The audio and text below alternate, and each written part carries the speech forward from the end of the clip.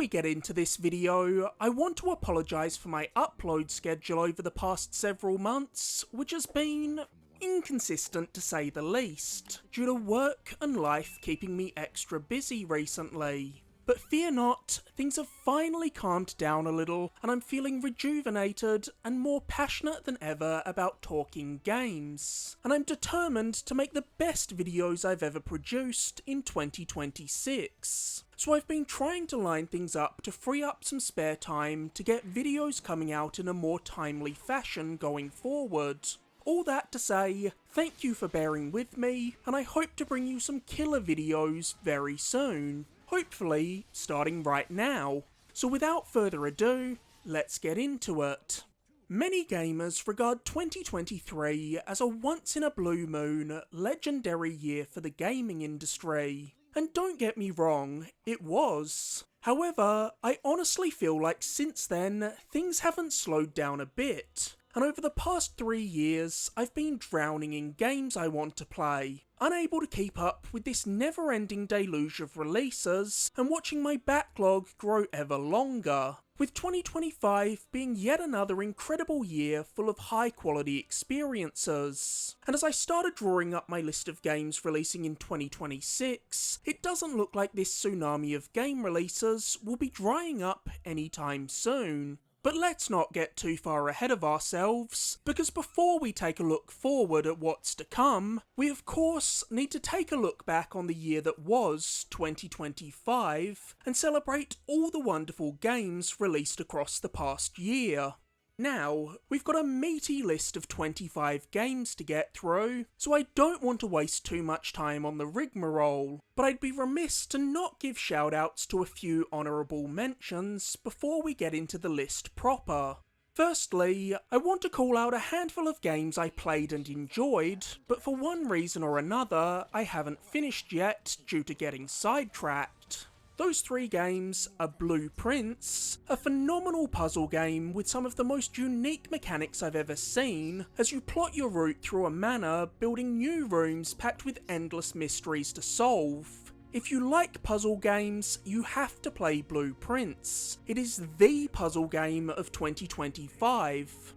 Next up is Assassin's Creed Shadows, which, ridiculous controversies aside, is the most solid entry the series has seen this generation, with the revitalised focus on stealth making Shadows my favourite Assassin's Creed game since Odyssey. Yes, Ubisoft should have taken the series to Japan 10 games ago, but hey, better late than never. Then we have Metroid Prime 4 Beyond, which I'm working my way through at this very moment, and while I'm a little let down by how aggressively linear it is compared to the prior Prime games, I'm still having a good time and glad to be back in this world. And finally, Split Fiction, which I recently started playing with a friend, and it's unsurprisingly great. But as I've only played through the first half of Split Fiction, I don't feel like I can speak authoritatively on it yet. Of course, with today's constant cadence of releases, it's never possible to get to everything you'd like to play within any given calendar year, so I also want to call out some games sitting in the backlog that I haven't gotten to yet, but I feel like could have made it into my top 25 if I'd managed to fit them in. Those games being Final Fantasy Tactics: The Ivalice Chronicles. Final Fantasy Tactics is an amazing game, but because I'm already familiar with the prior versions, I put this remake on the back burner to prioritise new experiences. The Alters, a survival strategy game where you play as a character stranded alone on an alien planet who creates endless clones of himself to fill various roles within his home base, which I've heard nothing but fantastic things about and know I need to get to ASAP. Luminessa Rise, the new game from the Tetris Effect team that applies the trippy visuals and entrancing music of Tetris Effect to the gameplay of Lumines. And as someone who loves both Tetris Effect and Lumines, I'm sure I'll be kicking myself for not playing this earlier and putting it in my top 25 when I do get to it. Octopath Traveler 0, which I've heard is exceptional, but also very, very long. And finally, the big two I missed, Kingdom Come Deliverance 2 and Hollow Knight Silksong. And I know what you're thinking, why the hell have I not played those two games? They're two of the biggest and most critically acclaimed games of 2025. Well, to be honest, I did buy KCD2 at launch, but every time I look at it on my shelf, I put off playing it, because I know it's such a huge commitment, and I can play 3 or 4 other games in the time it'd take me to play through Kingdom Come Deliverance 2. So that one really just came down to choosing how I felt I could best allocate my free time. While Silksong I haven't played, because, if I'm being honest, I didn't love the first Hollow Knight as much as everyone else seemed to. Which is strange, because on paper, it seems like a game that should totally be up my alley. I don't know, maybe I just wasn't in the right headspace when I played it, and if I revisited it now, I'd probably love it. But while I'd love to replay Hollow Knight and try Silksong at some point, they're just not at the top of my priority list. Now, I've spent more than enough time talking about what's not on this list, so let's get right into what actually is, and dive into my top 25 games of 2025. Kicking off the list at number 25, we have Keeper, one of the most wholly original games of 2025. Keeper tells the story of a sentient lighthouse and its bird companion Twig, as they traverse a surreal, dystopian world. And as strange as the surface level premise is, I promise you that Keeper only gets more and more bizarre the deeper in you get. It's the kind of unhinged creation that could only come from the wildly creative minds of Double Fine, and Keeper's spectacular art direction, clever little puzzles, and whimsical world keep this brief adventure entertaining throughout.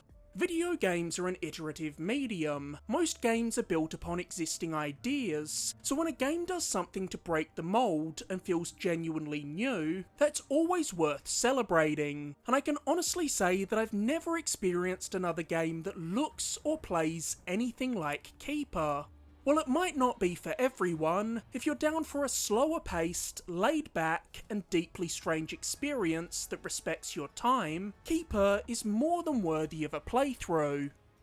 At number 24, we have Kirby Air Riders. I don't think anyone would have ever expected the Switch 2 Direct to contain the announcement of a sequel to the GameCube's oft-forgotten Kirby Air Ride. A Kirby racing game that was, at the time of release, met with middling reviews. It's a hard sell, even if Air Ride is a game that's developed something of a cult following in subsequent years. Which might make you wonder why Nintendo would agree to greenlight this sequel to begin with. Especially when they already had a racing game launching alongside the Switch 2 in Mario Kart World. But it starts to make a little more sense when you realise that Kirby Air Ride and its Switch 2 follow-up Kirby Air Riders are something of a passion project for the Smash Bros maestro Masahiro Sakurai.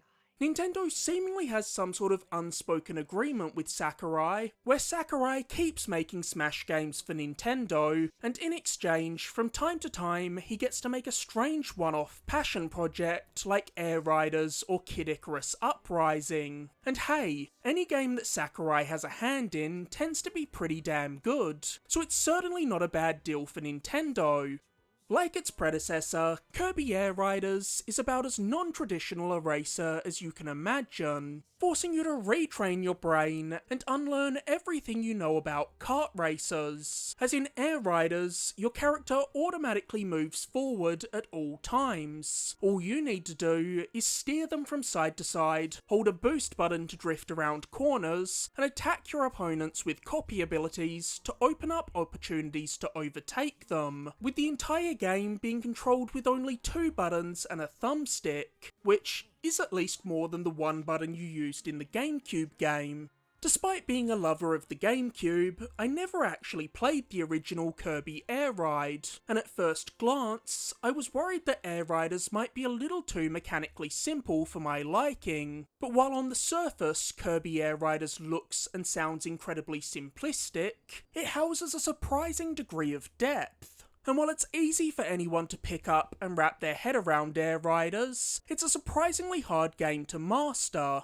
If you've ever played a Smash Bros game, you know that Sakurai puts 110% into every game he works on, making some of the most insanely content-rich experiences to ever hit the market. And Kirby Air Riders is no exception, with 3 separate styles of gameplay: the standard air ride races, the top-down top ride races, and the fan-favourite city trial mode, where you spend 5 minutes racing around a city map, attempting to collect as many power-ups and stat boosts as possible before the real race kicks off, with each of these modes offering full online support, plus a full story campaign in the roguelike-esque road trip mode, 28 vehicles, a diverse pool of 21 playable races ranging from series staples like Kirby, Meta Knight, and King Dedede, to more obscure pools like Chef Kawasaki, Suzy, and the GOAT, Rick.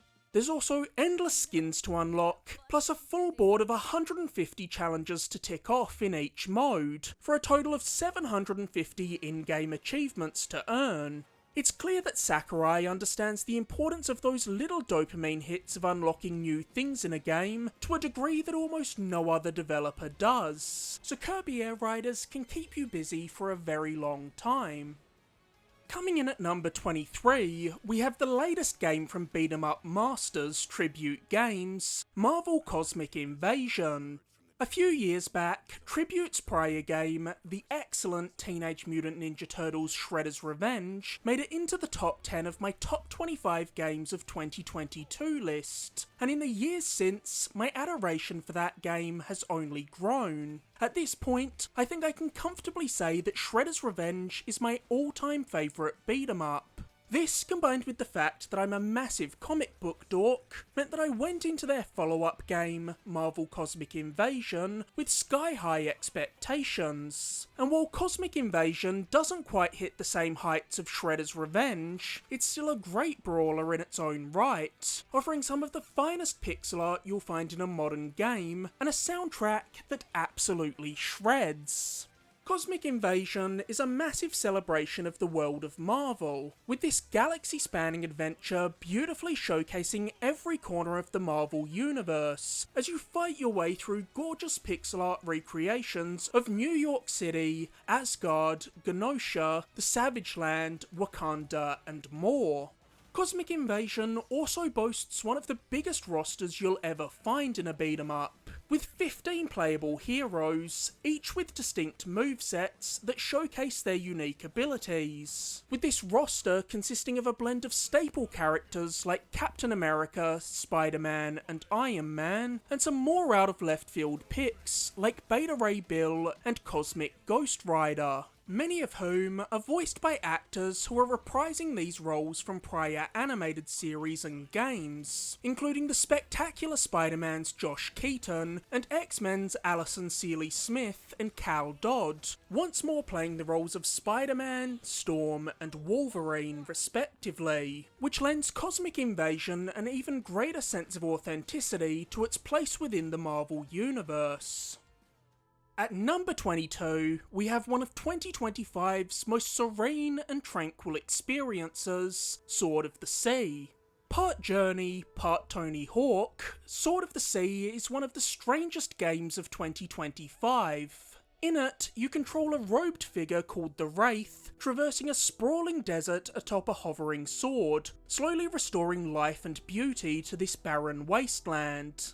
Sword of the Sea is one of the most strikingly beautiful games I played in 2025, and I was blown away by just how good it felt to play. When playing similar games like Journey, Flower, or even Giant Squid's own Abzu, I was playing for the audio-visual experiences and the emotions they stirred within me, more so than I was playing for the gameplay experience. Sword of the Sea was the first game in this vein where I can say I truly loved the gameplay as much as the set dressing accompanying it. as you skate down dunes, pull off tricks while leaping from half pipes, and grind along massive chains, Sword of the Sea's moment-to-moment traversal feels so smooth and satisfying, even more so thanks to the masterful implementation of the DualSense's haptics. In fact, Sword of the Sea plays so well that as soon as I finished it, I started a new game because I was still craving more of this gameplay. While Giant Squid has clearly put a lot of thought into refining their gameplay for Sword of the Sea, they haven't missed a beat on the aspects that made their prior games memorable. Sword of the Sea's soundtrack is every bit as powerful as those found in their prior projects. The story, while told in an abstract manner with no dialogue, is surprisingly emotionally resonant, and Sword of the Sea is Giant Squid's best looking game yet. This entire experience is a visual delight, and as I skated through schools of fish, bounced off the backs of jellyfish, and marvelled at the whales and dolphins gliding alongside me, while exploring the diverse array of biomes showcased in Sword of the Sea, I was constantly taken aback by the exceptional art direction. Sword of the Sea is a delightful, relaxing experience that doesn't ask for too much of your time. This is the perfect one-nighter to throw on your gaming docket as a palate cleanser between those bigger, more demanding experiences. At number 21, we have Mario Kart 8's long-awaited follow-up, Mario Kart World. Now, this is potentially the first hot take of this list, as I'm sure Mario Kart World will place higher on many gamers' lists. And don't take the wrong message from this placement. Like every game on this list, I thoroughly enjoyed my time with Mario Kart World. It just wasn't the revolution for the Mario Kart series that I was hoping it would be after waiting more than a decade for a truly new Mario Kart game, especially when World's largest selling point was its big open world map, which ultimately ended up being the weakest aspect of Mario Kart World. Maybe World was always going to feel a little underwhelming when put alongside the insanely content-rich Mario Kart 8, a game that, let's not forget, received a decade of support, adding new modes, tracks and characters to both the base Wii U version and the Switch's Mario Kart 8 Deluxe. But enough of the negativity, because while it isn't the Switch 2 killer app that I hoped it would be, Mario Kart World is still a great game. As a matter of fact, it's arguably the best playing Mario Kart game thanks to the expansion of your traversal abilities through the addition of wall riding and rail grinding, expanding the racer limit to 24 racers on the tracks at a time, twice as many as any prior Mario Kart game, and a killer new mode in Knockout Tour, in which you race one lengthy continuous race across multiple tracks, continuing the race between courses as you race from track to track across the open world map, with the players furthest behind being eliminated at set intervals throughout the race. Knockout Tour is now my go-to way to play Mario Kart, and it's the undeniable highlight of World. So much so that I genuinely think this game should have been called Mario Kart Knockout Tour, because this is the true selling point. Oh, and have I mentioned that Mario Kart World's gargantuan soundtrack, which includes more than 200 songs, both new and rearrangements of classic Mario tracks, may just be the single greatest soundtrack of any Nintendo game, and that's saying something. It's also worth keeping in mind that base Mario Kart 8 was not the same game Mario Kart 8 Deluxe is now, with its years of added content, and I'm sure the same will be true of Mario Kart World down the line. So I'm excited to see what Mario Kart World can blossom into through future updates and expansions, and I can easily see a future where 10 years from now we're looking at Mario Kart World as the definitive Mario Kart experience. It's got all the right pieces there, it's just up to Nintendo to capitalise on them. At number 20, we have a game that for me was one of 2025's most pleasant surprises, South of Midnight. I didn't know exactly what to expect when jumping into South of Midnight. In its pre-release showings, South of Midnight immediately piqued my interest, I was drawn in by South of Midnight's claymation-esque art style, as well as its strange tone that's equal parts whimsy and darkness. But I was also acutely aware that I was just as intrigued by the excellent trailers for Compulsion's prior game, We Happy Few, only to be underwhelmed by what they actually delivered with that game. So I had my expectations well and truly tempered this time around. But that worked to South of Midnight's benefit, and allowed South of Midnight to surpass any expectations I had of it.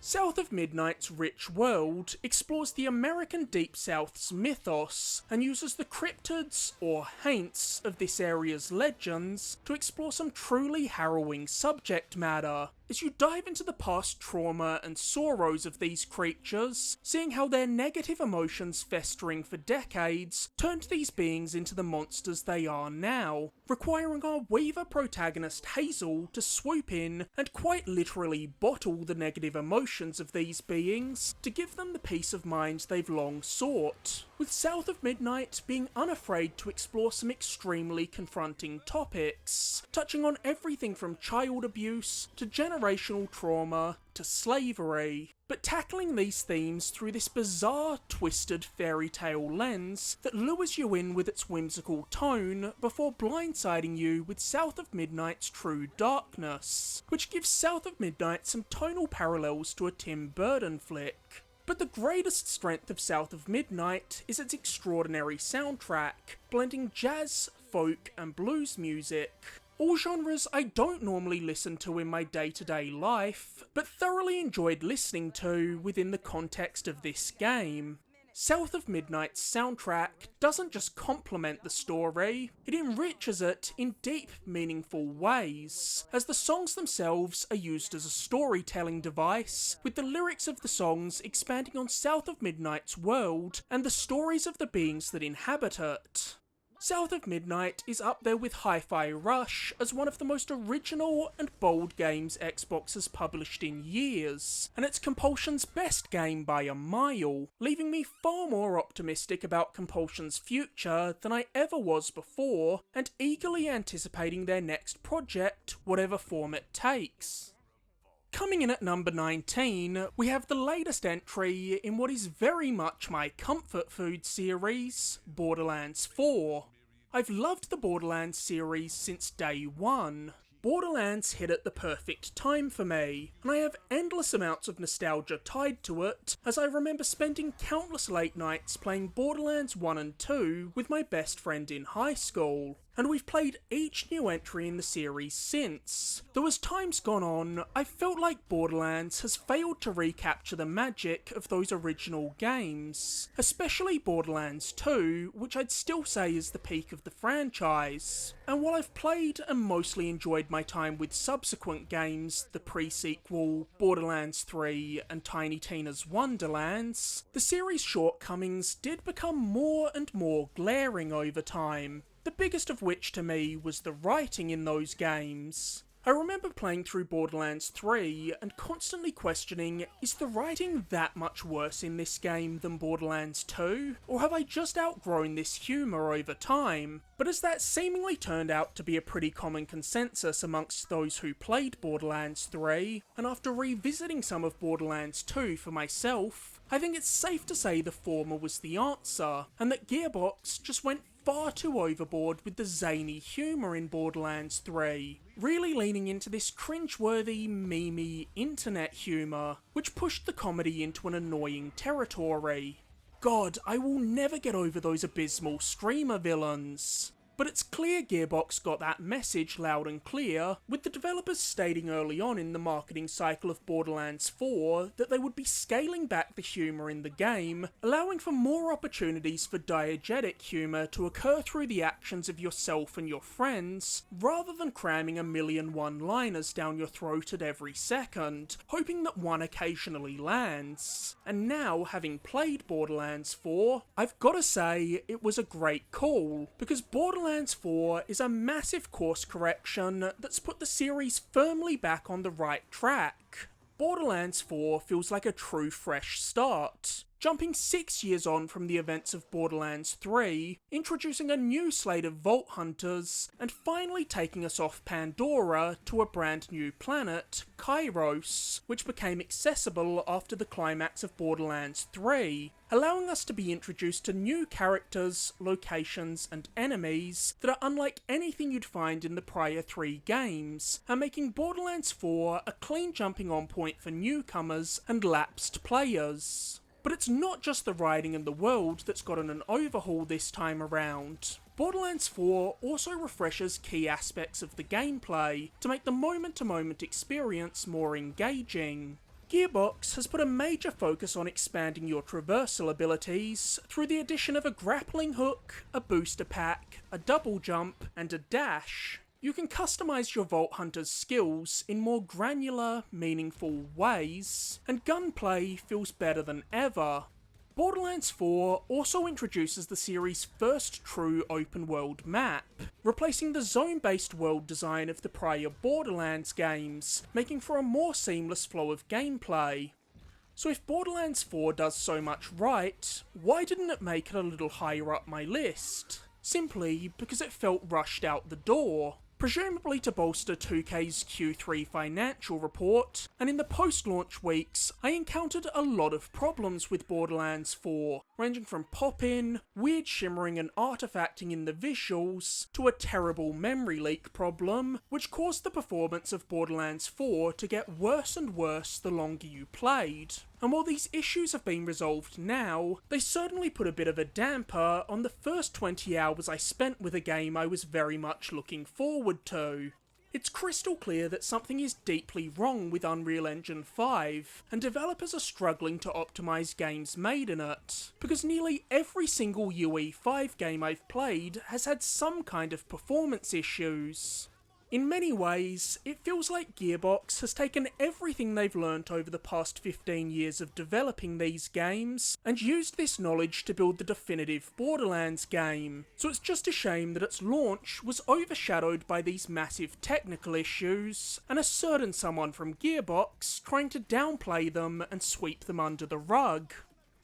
At number 18, we have perhaps my greatest video game addiction of 2025, Ball Pit. It seems like every year there's that one indie game that comes out of nowhere to take over the world and suck up every second of your free time. Vampire Survivors in 2022, Balatro in 2024, and in 2025 that game was Ball Pit. And interestingly enough, just like Balatro and Vampire Survivors, Ball Pit was the passion project of a single developer. Part Vampire Survivors, part Brick Breaker, part town building sim, Ball Pit is the kind of game that's expertly designed to capture your attention and keep you hooked for weeks through its endless micro endorphin hits. Combining two distinct pillars of gameplay, the first of which sees you diving into dungeons, bouncing balls into the enemies slowly marching towards you, in an effort to slay these monsters and earn XP to level up, which in turn gives you access to a selection of new items and balls, which can then be fused and evolved into new, more powerful creations. Then, when you finish a run through the dungeon, you'll return to your hub town, where the second pillar of gameplay begins, as you use any resources and blueprints you've earned in the dungeons to build up your town, developing new buildings to unlock more playable characters, and boost all your stats to make you more powerful in the dungeon delving portion of the game, as well as plant crops and build mines to auto-harvest resources while you're away. Ball Pit is such a cleverly designed game, taking components of many games we've played before, but combining them in a way that, while familiar, still feels fresh, simultaneously giving me more of that high I've been chasing since platinuming Vampire Survivors, and something new I didn't even know I wanted. At number 17, we have the game I had the hardest time deciding on a placement for within this list, Pokemon Legends ZA. Like many gamers, my feelings on the Pokemon franchise are somewhat complicated. I love Pokemon. Like many people my age, I have endless nostalgia tied to the series, with many of my most formative childhood gaming memories being of Pokemon, and as a result, these games still have a special coziness to them for me. I've played every Pokemon game as they've come out, and enjoyed the vast majority of them. However, I'm also fairly critical of the series. The Pokemon franchise has long been accused of being stagnant, with the series formula evolving very little over time, which is why I found the new Legends sub-series so tantalising. Pokemon Legends Arceus allowed Game Freak to toy around with new concepts for the series, both in world design and gameplay, putting a heavier emphasis on exploration, showing us the Pokemon universe in a drastically different time period, and finally mixing up the gameplay, making things a little more active with the addition of a dodge roll, some light stealth, and the ability to manually aim and fling Pokeballs, with some of these ideas then carrying over to the mainline games, as we saw Scarlet and Violet share the same focus on freedom of exploration and non-linearity. But these games still both had major drawbacks, especially on the technical front, which is largely due to the constrained dev times and budgets of the series. For the record, we now know due to a leak that the budget for Pokemon Legends ZA was just $13 million. $13 million for one of Nintendo's core video game pillars. To put that into context, let's compare that to some of Sony's games. The production budgets for some notable first-party PlayStation games in recent years have ranged from $60 million for Ghost of Tsushima to $81 million for Spider-Man Miles Morales, all the way up to $212 million for Horizon Forbidden West, and $220 million for The Last of Us Part 2. Granted, on that end, we're getting into the opposite problem, games with massively bloated budgets due to an over-obsession with attention to detail, and ultimately we need these teams to meet somewhere in the middle, but let it sink in that at $13 million, Legends ZA's budget is less than a third of the budget of the original Final Fantasy VII, not adjusted for inflation. Because of this, aspects of Pokemon Legends ZA feel restrictive, and it's often downright ugly. Yet, I still had such a great time with ZA, and spent over 60 hours going around and catching every Pokemon. There's a novelty to wandering a city, seeing Pokemon in their proper scale just hanging about in thematically appropriate areas, as you spot a Froakie perched atop a water fountain, ghost Pokemon hovering around a cemetery, or a bunch of Garbodas sitting around a grungy back alley. And on a technical level, this is easily the best state a Pokemon game has released in a very long time. At least with the Switch 2 edition, which consistently runs at a silky 60 FPS. The Legends series has also once again been used to branch out and toy with new ideas for the Pokemon series, most notably with its real-time combat system, something brand new for the Pokemon series, with you issuing commands for attacks that are tied to cooldowns, while dodging out of the way of opposing Pokemon's attacks with your trainer. And while it's a simple combat system, it's undeniably fun, and certainly feels novel. This is easily the most experimental battle system we've seen in a Pokemon game yet. And it's made even more dynamic thanks to the reintroductions of Mega Evolutions, which is appropriate as ZA sees us returning to Lumiose City from X and Y, with ZA even picking up and continuing several plot threads from the Gen 6 games. I loved getting to see how this town has changed in the years that have passed since X and Y. Plus, the concept alone of climbing a ladder from rank Z to A to become the highest ranked trainer in town is just such a great premise for a Pokemon game. I had a wonderful time with ZA. Would I have loved it even more if it had voice acting, seeing as the cutscenes are literally framed as if there is voice acting, as we stare at close-ups of characters' faces with their mouths moving as nothing comes out, and if the buildings didn't have one flat texture across the entirety of them.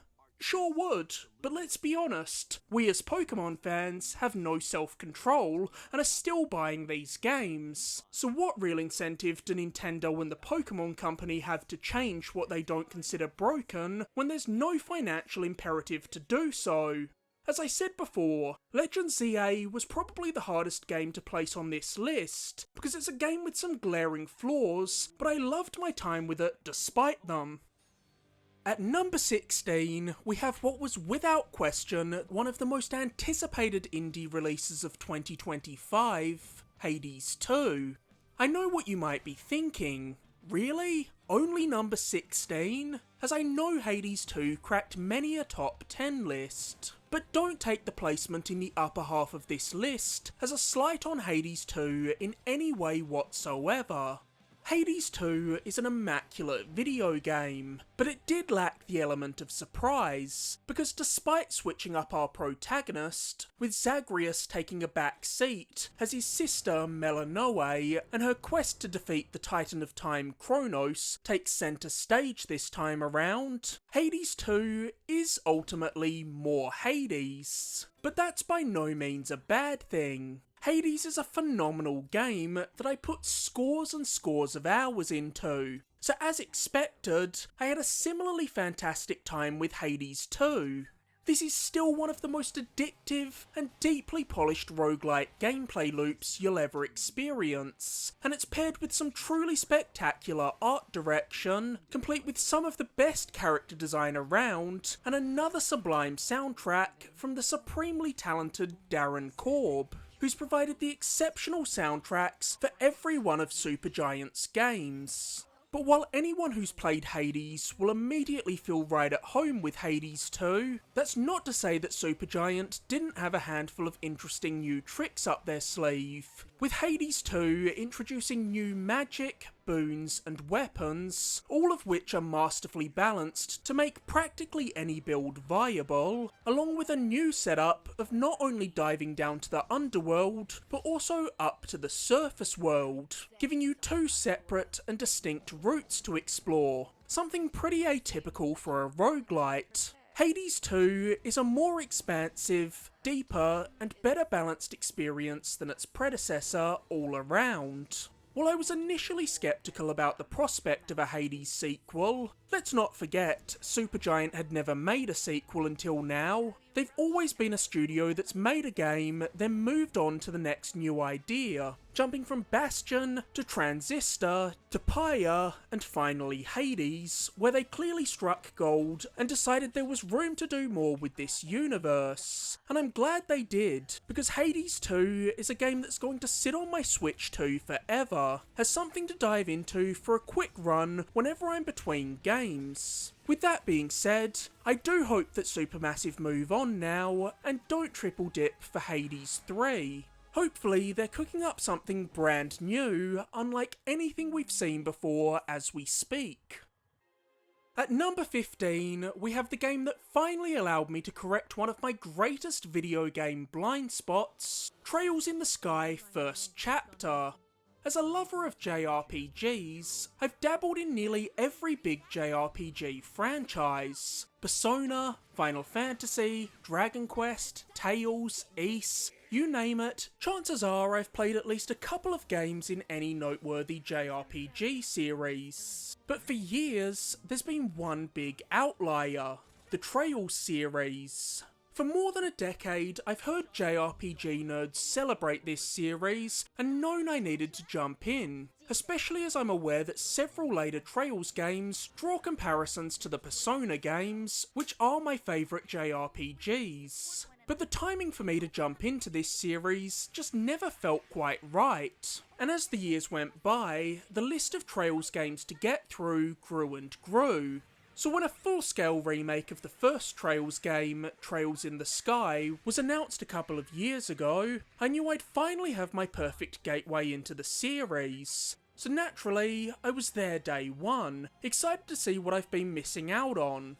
But even knowing going in that the first Trails in the Sky was said to be heavy on world building, laying foundation work for future entries, I can't lie, when I first started playing Trails in the Sky first chapter, I was worried that this game had been oversold to me as I trudged through the slow opening hours. But as I kept playing, I slowly saw Trails in the Sky first chapter bloom into something more, from a cozy little JRPG into something much grander, as the story's greater conspiracy started unfolding before my eyes. And while I didn't find Trails in the Sky first chapter to be some mind-blowing experience that left me wondering why I waited so long to dive into this franchise, I did enjoy my time with it, thanks largely to its rewarding combat system that cleverly blends real-time and turn-based combat, the robust character customization offered by the Orbment system, and its endearing cast, with Estelle and Joshua making for a charming duo of protagonists.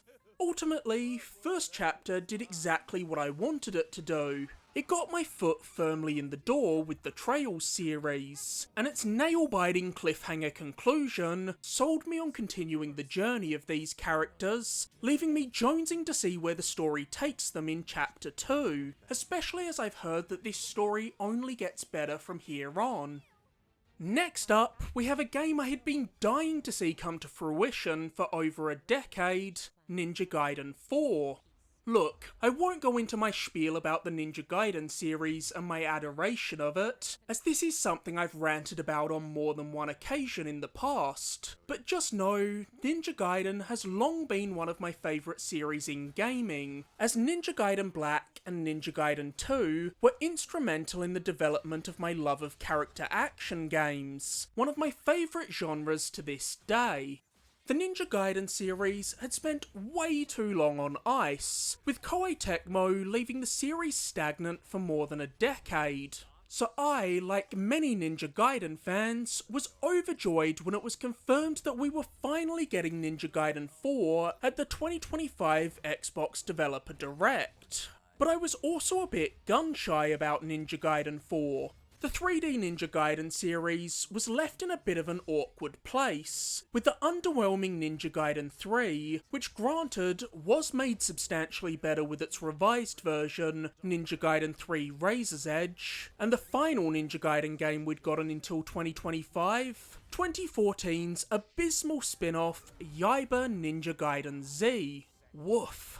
This, combined with the fact that Ninja Gaiden 4 wasn't being developed purely by Ninja Gaiden 1 through 3 developer Team Ninja, as they've been busy with Neo 3 and Rise of the Ronin, but rather as a collaboration between Team Ninja and Platinum Games, with Platinum taking the lion's share of development responsibilities, had me somewhat nervous. Because while Platinum are by no means a bad studio, and are responsible for some of my favourite action games ever, like Bayonetta 2 and Metal Gear Rising Revengeance, Platinum's output has been inconsistent to say the least, and they've not necessarily been the best at shepherding other people's IP. Trust me, I know. I've had the misfortune of playing Platinum's TMNT and Korra games, so I went into Ninja Gaiden 4 with high hopes but realistic expectations, and I came out the other side of Ninja Gaiden 4 largely pleased, because while I don't think Ninja Gaiden 4 ever reaches the heights of Ninja Gaiden Black or 2, due to its repetitive environments and lack of visual identity caused by its subdued colour palette, something that prior Ninja Gaiden games were significantly better about, this is still a very good character action game that can now comfortably sit as the third best 3D Ninja Gaiden game. With Ninja Gaiden 4, we have a little bit of a Devil May Cry Nero situation, as Ninja Gaiden 4 puts longtime Ninja Gaiden protagonist Ryu Hayabusa in the backseat, in favour of giving the limelight to new protagonist Yakumo, a young ninja from the Raven clan. So while Ryu is still playable at points throughout Ninja Gaiden 4's story, make no mistake, Ninja Gaiden 4 is Yakumo's game, and he's who you'll be playing as for about 85% of your time in Ninja Gaiden 4, which I wasn't sure was a great call, When you've kept fans waiting so damn long for a new Ninja Gaiden game, you'd think they'd want Ryu back front and centre after all this time. But Yakumo is a serviceable protagonist, even if his gruff, stoic persona is an odd choice, as his hard-ass attitude makes his personality confusingly similar to Ryu's. And the overarching story Ninja Gaiden 4 puts him through is far from the most engaging thing you'll ever see. Hey, his character design is dope though.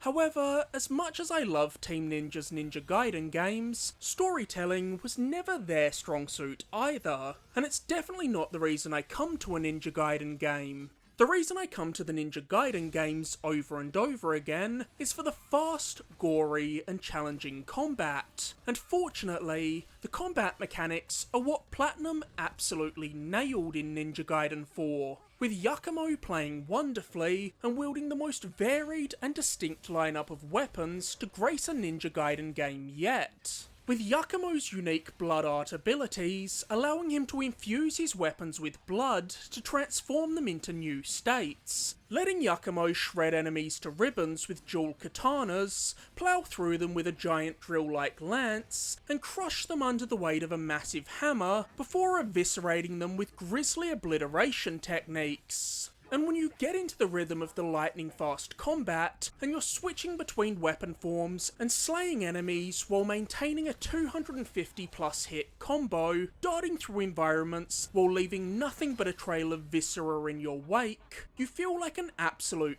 god.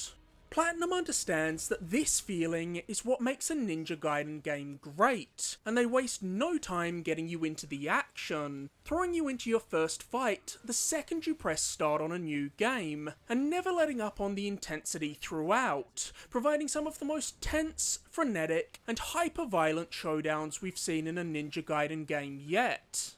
While at points challenging, Ninja Gaiden 4 is also a largely well-balanced and fair game. I'd say it offers more pushback than Razor's Edge, but is overall less punishing than Ninja Gaiden Black, or even the base version of Ninja Gaiden 2.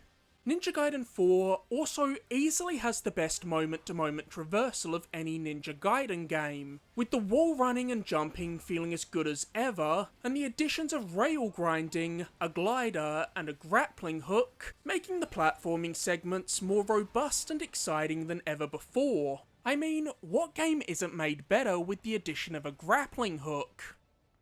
At number 13, we have the latest spin-off in one of my most beloved gaming franchises, Like a Dragon Pirate Yakuza in Hawaii. The Yakuza series is no stranger to exploring odd and highly unexpected ideas, with prior Yakuza spin-offs seeing us investigate a string of grisly murders as a detective, travelling back to the Edo period to fill the role of a wandering Ronin, and even gunning down hordes of zombies while attempting to survive the zombie apocalypse. But in 2025, we got the best Yakuza spin-off yet, Pirate Yakuza in Hawaii. Pirate Yakuza in Hawaii takes fan-favourite character Goro Majima and sends him on his wildest journey yet, as we see an amnesia-stricken Majima deciding to gather a crew, take to the high seas, and live the pirate life in this nautical-themed adventure, pulling together one of the Yakuza series' most compelling supporting casts ever in the process, including father and son duo Jason and Noah, Chef Masuru, and even an adorable tiger cub, who's coincidentally also named Goro. While the mainline Yakuza games have pivoted to a turn-based battle system, the spin-offs are still sticking with the arcadey beat-em-up combat of older Yakuza games. And while I was initially disappointed about RGG's choice to only include 2 combat stances in Pirate Yakuza, when prior games have offered as many as 4 to cycle between, I can honestly say that I never grew tired of the fights here. Because the 2 combat stances we do have, Majima's more traditional Mad Dog style that sees him zipping around slashing at enemies with a dagger, and the new Pirate Sea Dog style that has him wielding cutlasses, flintlock pistols and a grappling hook, offer enough variety to keep things interesting throughout. The biggest threat to a series as long-running as Yakuza is franchise fatigue. As good as they are, many of the Yakuza games play very similarly, and when you've got a never-ending stream of these games constantly trickling out, your fanbase can very easily get burnt out, especially when these games regularly reuse assets to ensure a speedy turnaround time. However, new mechanics like the naval combat, crew management, and large-scale 1 vs 100 fleet fights infuse just enough new blood to the Yakuza formula to stave off stagnation for another day. At number 12, we have a remake/reworking of one of my favourite action games ever, Ninja Gaiden 2 Black. That's right, the second Ninja Gaiden game on this list. But will it be the last? Ninja Gaiden 2 Black was the perfect little cherry on top that accompanied the announcement of Ninja Gaiden 4 at the 2025 Xbox Developer Direct. Even 17 years after its original release, Ninja Gaiden 2 remains a wonderful character action game, and 2 Black is now the definitive way to experience it. Ninja Gaiden 2 stands the test of time beautifully, thanks to its satisfying, fluid, and highly flexible combat system that offers a plethora of weapons to eviscerate foes with, its extraordinary amount of environmental diversity, with this globe-trotting adventure seeing Ryu slicing and dicing enemies throughout levels inspired by North America, Japan, and even Italy, while juxtaposing traditional ninja imagery with modern-day backdrops and high-tech gadgets, as well as Ninja Gaiden 2's near-perfect pacing, with Ninja Gaiden 2's 10 to 12 hour runtime allowing the game to unfold at an immaculate clip, which is one of the main reasons I've replayed this game so many times, and know that I'll return to Ninja Gaiden 2 over and over again for the rest of my life.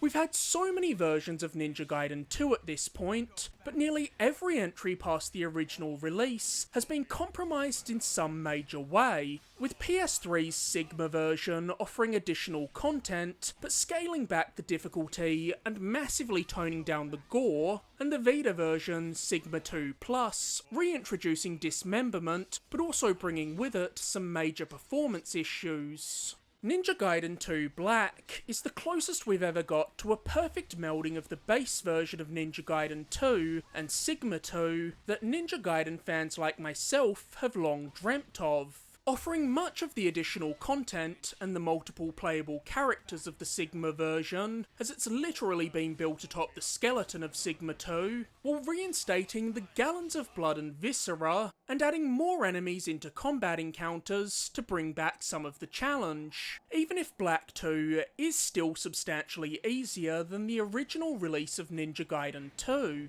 It's also worth pointing out that Ninja Gaiden 2 Black is one of the rare games made in Unreal Engine 5 that turned out pretty damn well on both a visual and technical level, with this fresh coat of paint allowing the immaculate character designs and diverse array of environments to pop more so than ever before, while offering different performance and graphical options, allowing you to play 2 Black at 4K 60 or even 120 FPS at 1080p.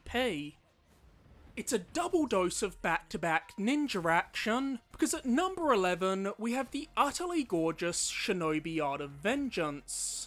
Shinobi Art of Vengeance is the first game to come to fruition out of Sega's recent initiative to resurrect many of their classic IPs that have lain dormant for the past couple of generations, and if Art of Vengeance is any indication of the level of quality we can expect from future games, we're in for a phenomenal few years of games out of Sega. While the Shinobi games were a staple of the classic Sega consoles of the late 80s and early 90s, the series has largely been pushed to the wayside in the years since, and has only seen a few sporadic releases over the past 25 years, with the last Shinobi game before Art of Vengeance being the middling 2011 Shinobi game, which released as a launch title for the 3DS. And before that, the series hadn't had a moment in the spotlight since the PS2's surprisingly fun 3D Shinobi reimagining from 2002, and its spin-off, Nightshade, that launched a year after that. So it's not like we have much of a track record to base our expectations for a new Shinobi game off of. But from the first glimpse we saw of Shinobi Art of Vengeance, I was intrigued, with that breathtaking hand-drawn art style pulling me in instantly. Whenever a new side-scroller like this is announced, I have the same question spring to mind. Is this going to be a Metroidvania? Because while there are plenty of Metroidvanias I absolutely adore, be it Metroid Zero Mission, Symphony of the Night, Prince of Persia The Lost Crown, or Guacamelee, I also find that I need to be in a specific mood to get truly invested in a Metroidvania. And because of that, I'll always take a classic stage-based side-scroller over a Metroidvania any day of the week. Luckily for me, Joe Musashi's latest adventure is in fact entirely level-based. However, developer Lizard Cube has found a way to have their cake and eat it too by infusing a healthy dose of Metroidvania influence into Art of Vengeance, with the game's stages being filled with diverging paths and optional side areas, many of which you won't be able to get to on your first time through, as they'll require tools and abilities you haven't yet unlocked. In fact, your first time through a level, you might only collect a quarter of the items hidden within that stage. But the beauty of this is that these additional items are largely optional, there to reward the curiosity of those who want to explore, without punishing those who don't, allowing you to engage with the collectathon aspect as much or as little as you want to. But I think it's safe to say that most players will want to go back to hunt for collectibles, purely as an excuse to spend more time with Art of Vengeance, because it plays beautifully. With its tight platforming, which has you dashing, jumping and wall bouncing through stages, and snappy combat that offers a surprising degree of depth, Shinobi Art of Vengeance offers one of the most refined gameplay experiences you'll find in a game released in 2025. We're hitting the tail end of the list now, as we arrive at number 10, Mafia: The Old Country. I've had a major soft spot for the Mafia series since playing Mafia 2 when I was in high school. Mafia 2's intense crime story and adherence to faithfully recreating a specific period in America's history had me enamoured from the word go, and in the years since, I've made my way through the entire series, even playing 1 and 2 several times over. But while the Mafia series has had a consistent presence over the years, with these games always selling fairly well, I've still always felt that the franchise remained a little underrated for a series telling some of the most compelling crime stories in games. Mafia is a series with surprisingly deep yet coherent story connections for a franchise that switched hands between developers, with the first 2 Mafia games being developed by Illusion Softworks, who had been rebranded as 2K Czech by the time Mafia 2 was released, before the series was entrusted to a new studio, Hangar 13, who in 2016 released Mafia 3. Their first Mafia game, and their debut game as a studio for that matter. And it was okay. Mafia 3 was a game with a phenomenal story, let down by the ill-advised decision to pivot the Mafia series into truly open-world territory, which Mafia 3 failed to justify, with its open-world map being filled with bland, repetitive tasks. So while it was clear Hangar 13 had the storytelling chops to nail the tone and world building that makes the Mafia games so special, the middling gameplay left me somewhat unconvinced they were really the best fit for the job. However, that all changed when they dropped their second Mafia game, Mafia Definitive Edition, in 2020. With this immaculate remake of the original Mafia instantly earning its place as my favourite Mafia game, and getting me bought in on wherever Hangar 13 wanted to go with the series next. So when Hangar 13 announced Mafia: The Old Country, a new entry in the series set to take us back to the earliest point in the Mafia timeline we've seen yet, as we explore the Sicilian roots of the Mafia long before they hopped the pond to America, I was all in, and as I'm sure you can figure out by the fact that it's cracked the top 10 of my list, I loved Mafia: The Old Country. The choice to take the series to Sicily immediately differentiates the Old Country from the prior 3 Mafia games, and also forces Hangar 13 to shake up several core elements of Mafia's gameplay loop. For instance, guns were far less prevalent in 1904 Sicily than they were in America in the 1950s, and the guns that were in Sicily at that time were far more rudimentary. They certainly weren't armed with Tommy guns. So while there are still plenty of shootouts, Hangar 13 also implemented a new form of combat in Mafia the Old Country: knife fights. Throughout the Old Country, you'll be putting countless one-on-one knife fights, and while they're mechanically quite simple, with you watching enemies' movements, dodging their swipes, and waiting for windows to slash, stab, and parry, these fights are a wonderful addition that mix up the flow of gameplay and offer a degree of tension that you just don't get in a shootout. There's something far more intense, personal, and scary about 2 people swinging knives at one another, attempting to land the fatal blow on their opponent. Similarly, cars were also less common in this time, so once again, while there are cars in this game, and even a couple of racers, don't worry, they're not going to scar you like the race in Mafia 1. A lot of your time traversing Sicily will be on horseback, and in these moments, you really have the opportunity to soak in the beauty of the picturesque Sicilian countryside.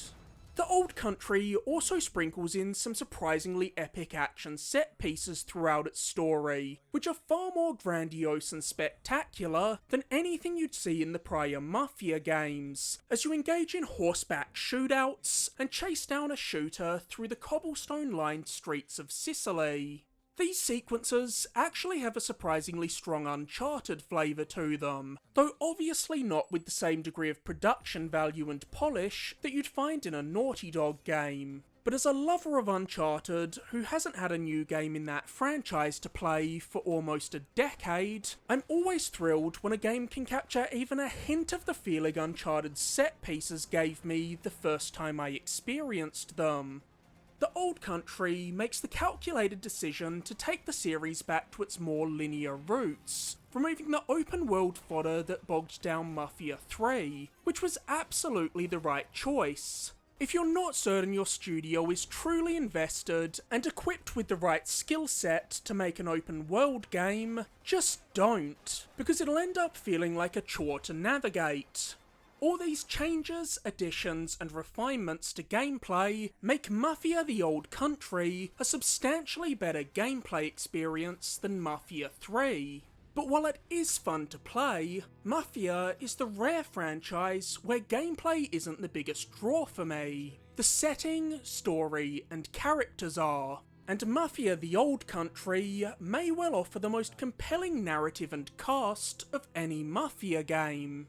If you were to just read a synopsis of the Old Country's story, it may seem formulaic and even a tad cliché. This is a pretty paint-by-numbers mafioso story that follows many familiar plot beats, but that's not necessarily a bad thing if the story is well executed. And the Old Country's story is well written and beautifully acted. So if you enjoy crime stories, odds are you're going to enjoy the Old Country. Enzo is easily my favourite protagonist of the Mafia series, and as I watched his story unfold, as he goes from this kid sold into the mines to someone working his way into, then climbing the ranks of the Teresi family, solidifying his loyalty to Don Teresi, and forming bonds within the family through his friendship with the Don's nephew Cesare, and his secret burgeoning romance with the Don's daughter Isabel, I was surprised by just how invested I became in the well-being of both Enzo and his supporting cast. Mafia the Old Country is a stressful and at times incredibly sad video game, with gut-wrenching moments that really made my stomach turn as Hangar 13 twisted the knife, because I truly empathised with Enzo. He's this poor victim of circumstance who falls down the rabbit hole of a life of crime that you know he'll never be able to fully escape from. But you also completely understand how Enzo ends up making the decisions he makes. As someone who comes from absolutely nothing, sold into physical labour as a child, seeing the privileges this life can offer makes it a near irresistible proposition, even if you know full well that living a life of crime and violence always comes at a dire cost to both the person and those around them. How many mob movies can you think of that end happily? So you know from the get-go that things are going to get dicey, and likely won't end happily for many of these characters that the old country has got you sincerely invested in the well-being of. Every mafia movie you'll ever watch has the turning point where everything starts falling apart, and I spent 80% of my time with the old country hoping that this inevitable downfall would never befall any of these characters. I still think Mafia Definitive Edition might be my favourite Mafia story, partially because of how much I love the framing device of the story being told through flashbacks as Tommy recounts his time in the Mafia to the detective in the diner, but the old country is right up there neck in neck with Definitive Edition. There is one last thing I want to touch on here, as I haven't had an outlet to properly discuss the old country on this channel, because I didn't get the time to put out a review of it last year, which is to call out some of the faux controversy sparked by the disingenuous criticisms that were levelled at the old country on social media, where people were complaining that Enzo couldn't swim, or that a random wood chopping animation in this game doesn't look as good as the wood chopping in Red Dead Redemption. This was so fucking stupid. These weird little nitpicks over visual fidelity are why games end up taking far too long to develop in the modern era. And why the hell would you even want to swim in this game? It's not a sandbox game. There's literally not a single point in the old country where the ability to swim would add anything to the game. If you're getting hung up on things like this, I feel like you need to take a look in the mirror and question if you even like video games. Because if you play through the old country and your takeaway is that you couldn't swim, I think you may want to find another hobby. I'm just so tired of this negativity, and the quote-unquote gamers on Twitter, who have never enjoyed a single game in their lives, don't really seem to even play games, and go out of their way to find something new to be upset about every day. I get it, we live in a rage-based economy where negativity gets you the clicks, but it's also exhausting. At number 9, we have an excellent retelling of one of the all-time greats, Metal Gear Solid Delta Snake Eater.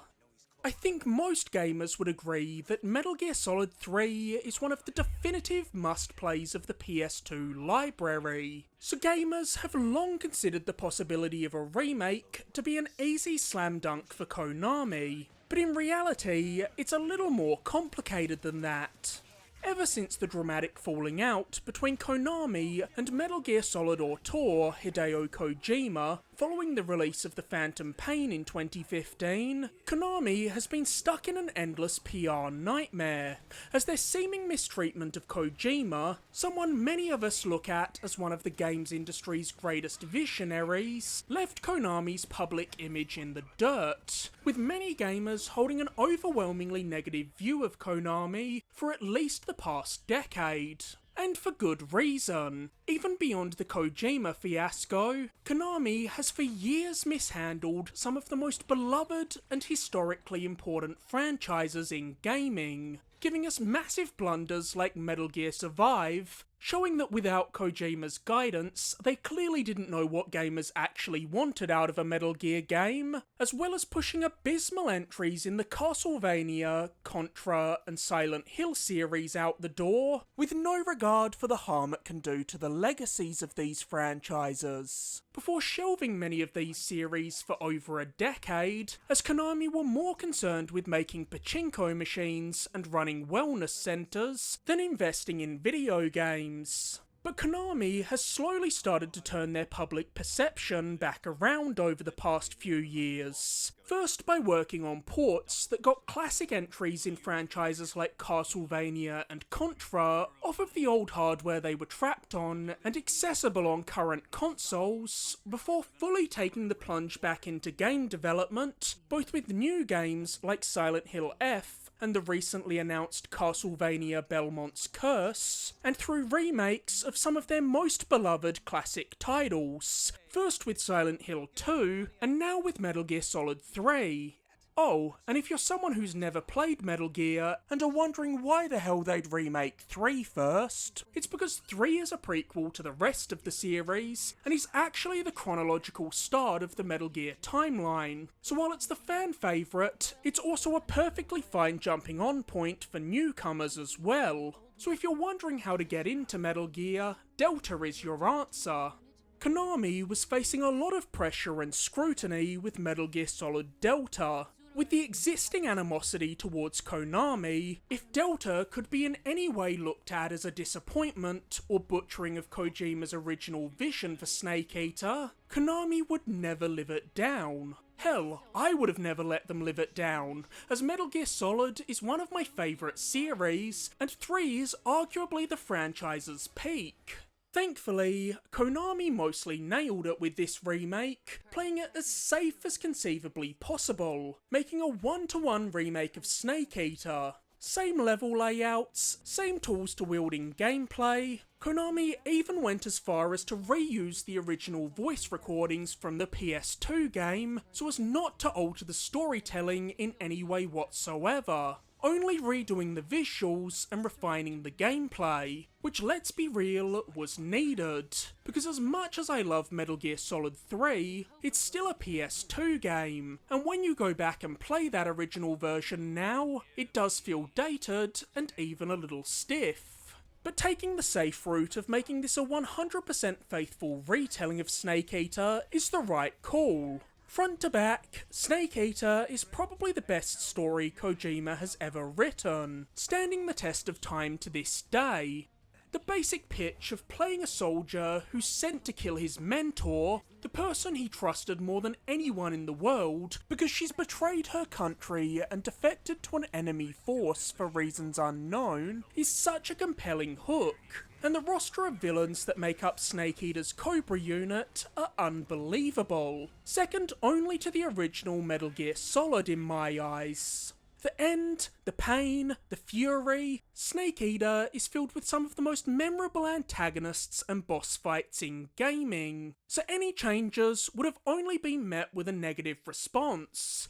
With that being said, staying so true to the original experience also means that at its core, Delta is still in many ways a PS2 game. A PS2 game that, like all of Kojima's games, was far ahead of its time, but a PS2 game nonetheless, meaning there are some limitations. Snake Eater's maps are still very segmented, being broken up into small areas where you have a transitional screen as you move from location to location, so don't expect the big open maps you'd find in the later Metal Gear games. But this is made notably smoother now, thanks to the lack of loading times between areas. While it's exciting to see these iconic locations and characters rebuilt from the ground up with modern graphics, the biggest improvements to Snake Eater are provided by the gameplay tweaks. It cannot be overstated how much the introduction of over-the-shoulder aiming and the ability to crouch walk improve the flow of gameplay in Delta. Though if you're an old-school purist, Delta does offer a classic control scheme, and will even let you play the entire game with fixed camera angles as you did on the PS2, which shows that Konami really wanted to go above and beyond to ensure that this was the definitive Snake Eater experience for fans.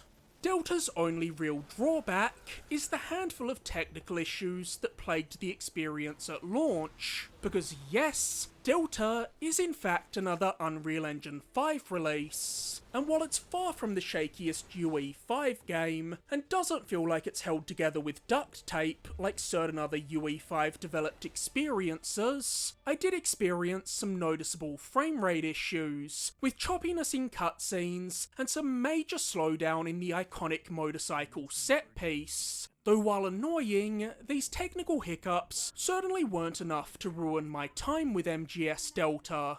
It is also worth noting that some fans of the original Snake Eater didn't like some of the visual choices Konami made with Delta. arguing that Delta looks a little too clean and even sterile, but I never really felt this myself. And while I understand fans' complaints when a remake changes things, I feel much more sympathetic when it's a remake of a game that's not readily available in its older form. But Snake Eater's original version is playable on PS5, Series X, Switch and PC, so it's not like this new iteration is taking that away from you. After a rocky prior decade, Konami has really regained a lot of faith from me thanks to Snake Eater, Bloober's Silent Hill 2 remake, and, well, the next game on this list.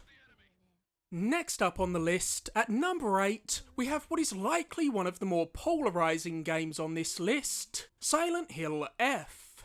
While I will always lean a bit more towards Resident Evil on the debate over the greatest survival horror series, I still like Silent Hill a lot, particularly the Team Silent games, and I, like many others, have a particular adoration for Silent Hill 2.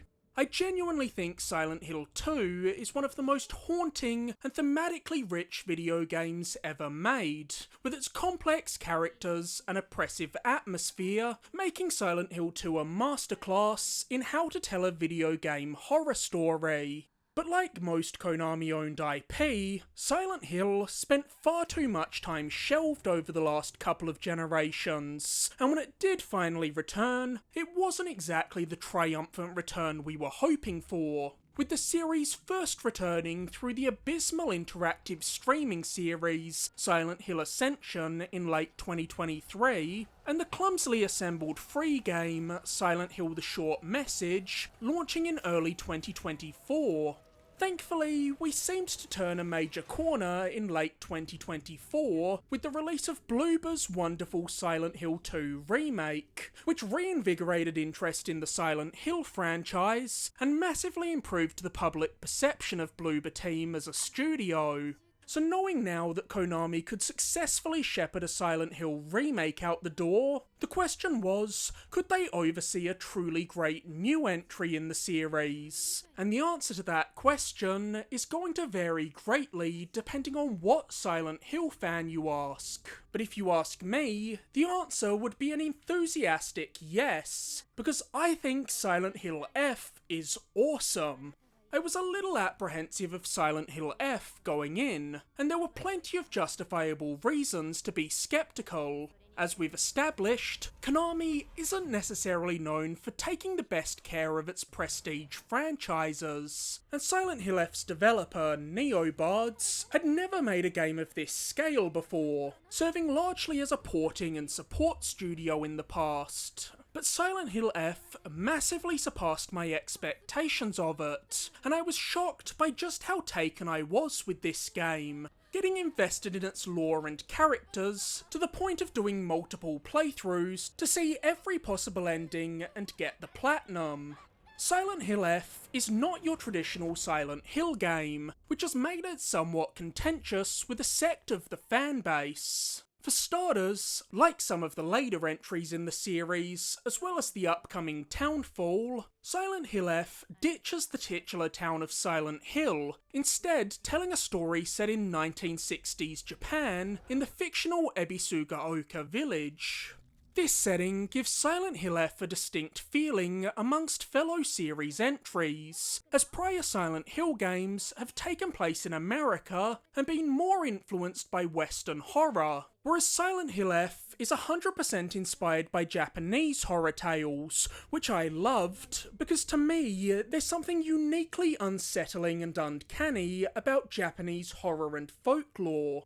Silent Hill F also takes a different approach to gameplay, as it's far heavier on action than most prior Silent Hill games, ditching the ammo-limited gunplay of prior Silent Hills for exclusively melee-centric combat to fit within the time period, with our protagonist Hinako proving to be quite the capable fighter despite her young age and innocent persona, with Silent Hill F's combat seeing you fight off grotesque enemies with bats, pipes and blades, while ducking and weaving around enemy attacks and managing a stamina gauge. And no, I will not be making the lazy comparison of comparing F's combat to a Souls game just because it's a melee-based game with a stamina gauge. These are all major shake-ups to the Silent Hill formula, but personally, I felt these big swings paid off dividends. I have no problem with long-running franchises like Silent Hill experimenting with new ideas if they still maintain the spirit of the franchise, which I think Silent Hill F does, with F's fog-drenched locales retaining the unnerving atmosphere that made the initial run of Silent Hill games so special, as do its nightmare-inducing mannequin enemies and scarecrow-laden fields. And like other Silent Hill games, Silent Hill F doesn't shy away from tackling heavy and sometimes shocking subject matter, with Silent Hill F's story being written by Ryukishi07, who's known as the author of many dark and depraved stories, including Higurashi When They Cry.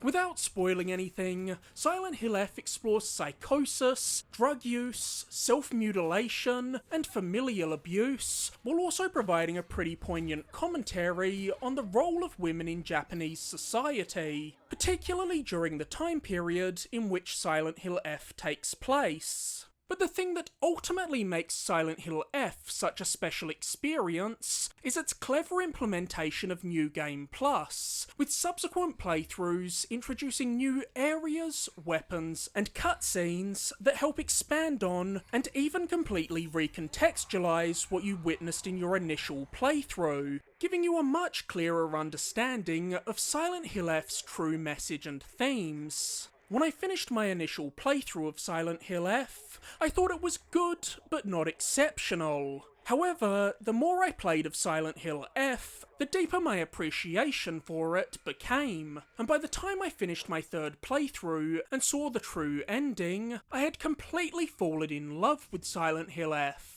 Between Silent Hill 2 Remake and Silent Hill F, the Silent Hill franchise feels like it's in the best place it's been in more than 20 years. So let's hope the positive momentum can continue with the upcoming Silent Hill Townfall and Silent Hill 1 Remake. At number 7, we have the latest entry in my favourite shooter franchise, Doom: The Dark Ages.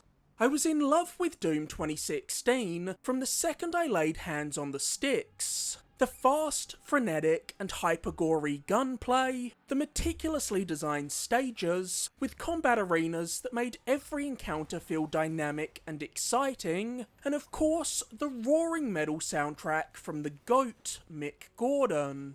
Every aspect of Doom 2016 appealed to my gaming sensibilities. Then, when Doom Eternal dropped 4 years later, it solidified the modern Doom series as my favourite shooters ever, taking everything that first game did so well and ramping it up to 11, with expanded traversal mechanics, a greater variety of enemies to decimate, and more intricate, layered level design. So naturally, when we got the announcement of the next entry in the series, Doom: The Dark Ages, a prequel that sees the Doomslayer once more waging war against the armies of Hell itself, it of course shot right to the top of my most anticipated games list. And even going in with very high expectations, they were largely met across the board. While the Dark Ages' increased focus on telling a cinematic story doesn't pay off in the way id clearly hoped it would, due to the forgettable characters and generic writing, and the soundtrack, while far from bad, does feel like a step down from the prior two Doom games, lacking that special sauce that Mick Gordon's crushing riffs brought to the table. The gunplay, which is ultimately what I come to Doom for, feels as sublime as ever, with the Dark Ages offering the most varied arsenal of weapons you'll find in any Doom game. Special shout out to the wonderfully absurd Shredder that grinds up demon skulls and spits out the shrapnel as ammo. What impresses me the most about id's modern Doom trilogy, when taken as a whole, is that they've managed to create 3 games that form a coherent trilogy, yet also feel distinctly different from one another, with each of these Doom games having its own distinct gameplay philosophy. Doom 2016 is a modernisation of the boomer shooter formula. It's an unapologetically video gamey experience with snappy gunplay, speedy traversal, and gratuitous amounts of gore.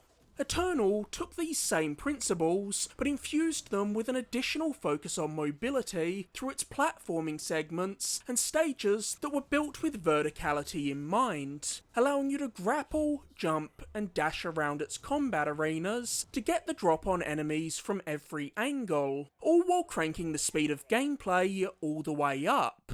Doom the Dark Ages, however, takes the biggest swing yet, by slowing gameplay down in an effort to make the Doomslayer feel like a walking tank who stands his ground and pounds his way straight through the obstacles in front of him, rather than navigating around them, while still offering the thoughtful enemy composition that made the prior Doom games' shootouts so compelling, forcing you to think through which enemies you need to prioritise taking out first, or cycling through every weapon in your arsenal. Calling a game's feel tanky can have a negative connotation, but in this instance I mean it as only a positive. You don't feel slow in the Dark Ages, you feel like a powerhouse. Besides, the Dark Ages is still faster than 90% of shooters on the market.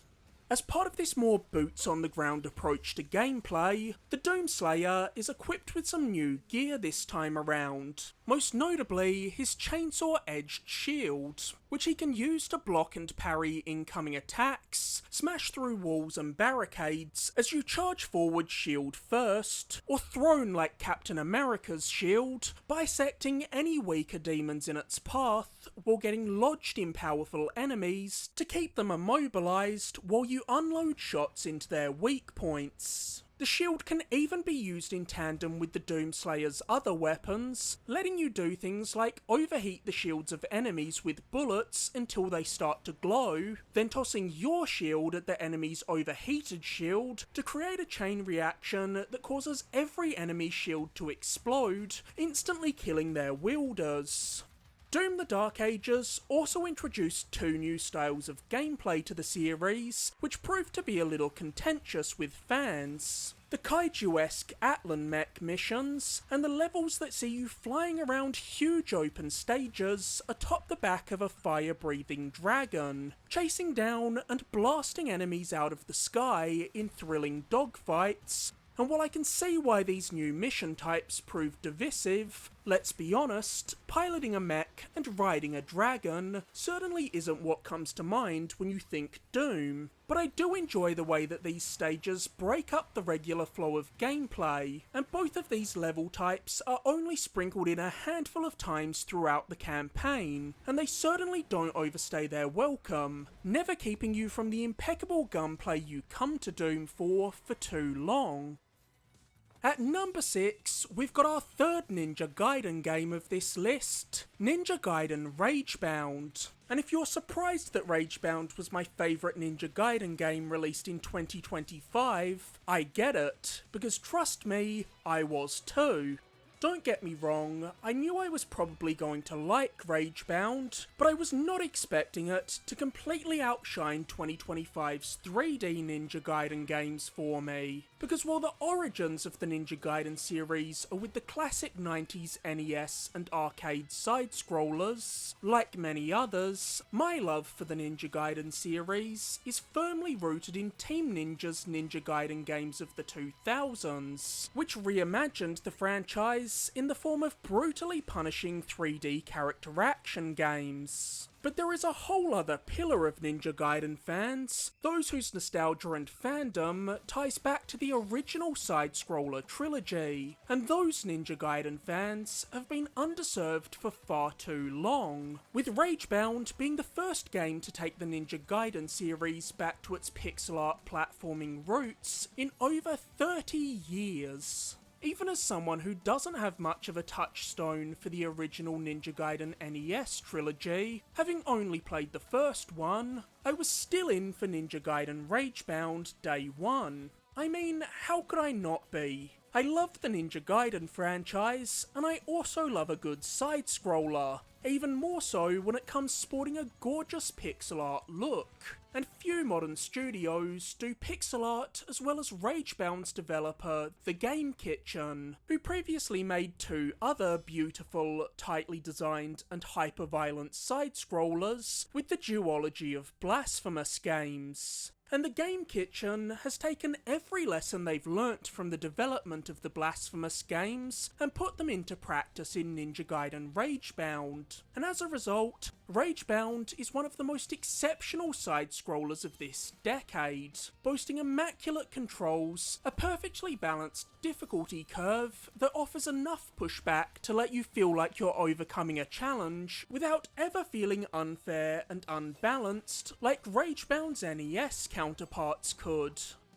While Ryu Hayabusa will always be the poster child of the Ninja Gaiden series, like Ninja Gaiden 4, Ragebound also sidelines Ryu in favour of another new protagonist, as Ninja Gaiden Ragebound actually takes place concurrently with the original NES Ninja Gaiden, while Ryu is off in America. So in Ryu's absence, it's up to Kenji Mozu, a young shinobi from the Hayabusa clan, to step up and protect Hayabusa village from an invading demon force when the barrier between the human and demon realms is destroyed. But Kenji isn't alone in this quest, because he's also paired up with a secondary protagonist, Kumori, a kunoichi from the Black Spider clan, the sworn enemies of the Hayabusa clan, whom Kenji is forced to form an uneasy alliance with to defeat the demons pouring into the world of the living. Ragebound plays wonderfully. I think Ragebound feels about as perfect as a side-scroller possibly can, offering the responsive controls and fluid movement you want when controlling a ninja. This is one of those games where from the second you're dropped into the first stage and start leaping across platforms, bouncing off walls and scuttling along ceilings while hacking your way through every enemy in your path, you realise just how perfect everything feels and know you're in for an absolute treat. And once more, as I already drove home while talking about Shinobi Art of Vengeance, I have to say how glad I am that Ragebound is just a straight up, linear, stage-based platformer like the Ninja Gaiden games of old. When pitching a new 2D Ninja Gaiden game, it would be so easy to see a studio going down the Metroidvania path, but I feel like Ninja Gaiden is far better suited to a highly replayable, stage-based structure. And besides, it's not like the market isn't completely oversaturated with Metroidvanias anyway. And I'm not saying this because I hate Metroidvanias by any means. I can't wait to get my hands on that new Castlevania game. It's just to say that I feel like there's so much you can do with a classic, level-based side-scroller, so I was sick of every new pixel art game revealed over the past decade being a Metroidvania, and I'm glad that 2025 was the year that finally bucked that trend. Ninja Gaiden Ragebound also deserves a ton of credit for the replayability added by its ultra-challenging hard mode, which is unlocked after finishing your first playthrough on normal difficulty. This isn't your standard lazy hard mode that simply throws more enemies on screen and scales up enemy damage while decreasing player health.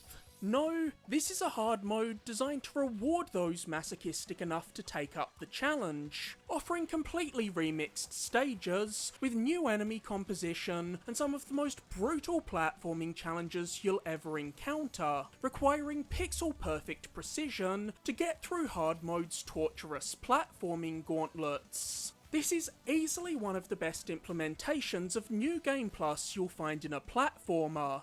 Between Silent Hill F and Ragebound, it's been amazing to see studios reinvigorate the focus on New Game Plus, and not just treat it as something that they can throw in down the line to draw a few players back in for a DLC trophy. Maybe you could learn a thing or two here, Sony. As we reach the final leg of the list, at number 5 we have Ghost of Yotei. Ghost of Tsushima was one of the most exciting new IPs to come out of Sony during the PS4 generation, sneaking in right at the end there as the PS4's swan song.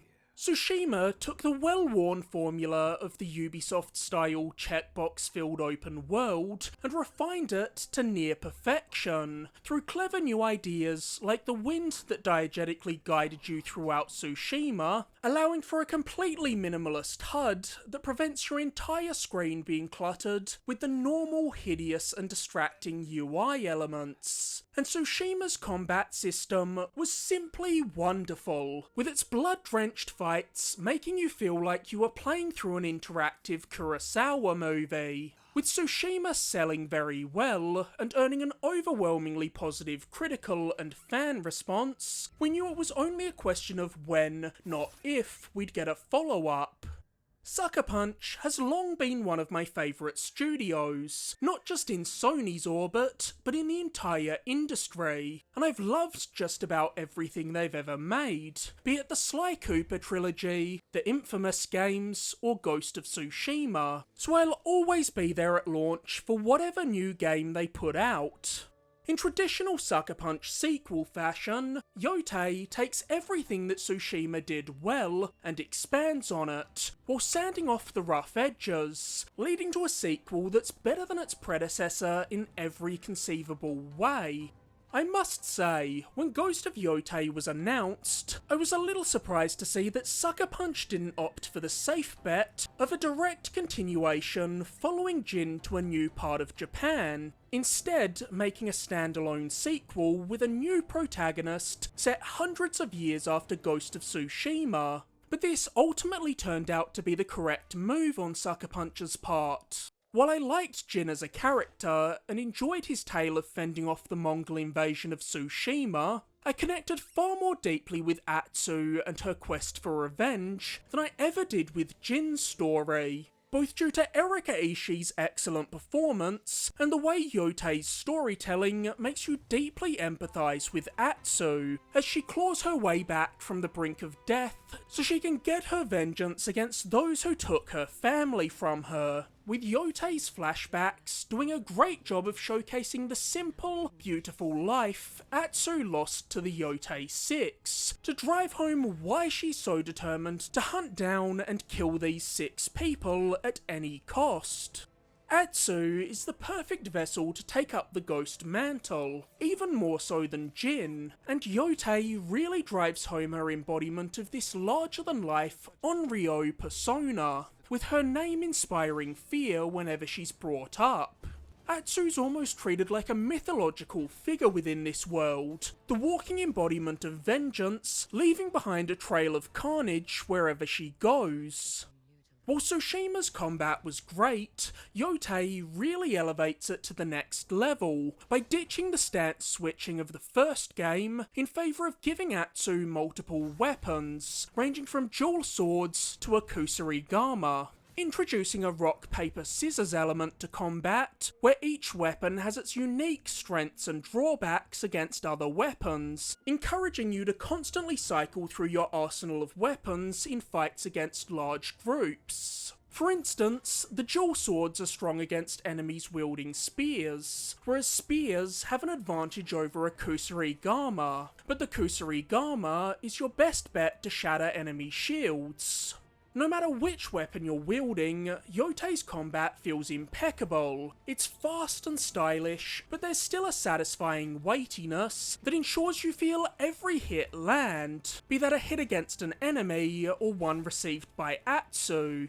I also need to commend Sucker Punch for implementing just the right amount of content into Yotei's open world. So many open world checklists are a slog to tick off, and by the time I've finished getting the platinum, I'm thoroughly burnt out and never want to look at that game again. But Yotei's side activities were a delight to complete, and most are unlike anything you'll find in any other game, because while there are plenty of enemy camps to clear out and bounties to hunt down, there are also hot springs to sit and take a moment to reflect in, bamboo strikes to be cut down, and spots where Atsu can sit down and paint a landscape or compose a new song on her shamisen. As Tsushima was a late PS4 title, Sucker Punch knew the ins and outs of the PS4's hardware by the time it released, and as a result, they were able to take advantage of every bell and whistle to make Ghost of Tsushima one of the best looking open world games on the PS4. But Yotei, as Sucker Punch's first PS5 title, completely eclipses it. As I stumbled upon waterfalls, scaled mountains, and rode through fields of flowers atop my trusty steed, I was constantly stopping to marvel at the vibrant colour palette and serene landscapes of Yotei, giving its photo mode a good workout in the process too. Ghost of Yotei is the best open world game I played in 2025, and one of the most compelling revenge stories ever told in the medium. At number 4 is the game I was most pleasantly surprised by in 2025, Dispatch. I wasn't sure how I would feel about Dispatch. On the one hand, I thought the reveal trailer at 2024's Game Awards showed a lot of promise, and as a lifelong comic fan, anything superhero related tends to pique my interest at least a little. What can I say? I love my cape shit, but I'm also more than a little fatigued with the telltale/supermassive/Quantic Dream formula of cinematic adventure games that play out like an interactive movie. Perhaps I've just played too many of them. You've got to understand that I used to be a huge mark for the Telltale games, and I was there with Telltale until the bitter end of their original run. Yes, I played The Walking Dead and The Wolf Among Us like everyone else, but I stuck with them far beyond that, playing Tales from the Borderlands, Minecraft Story Mode, both seasons of their Batman game, and even the miserable slog that was Telltale's Game of Thrones. And I just feel like this style of game has pretty much run its course, and something that was once novel has become a pretty dull approach to game development. But having liked Dispatch's reveal trailer, and hearing the positive buzz around it once the first couple of episodes dropped, I decided to give it a shot, and boy am I glad I did, because as you can tell by this placement, I adored Dispatch.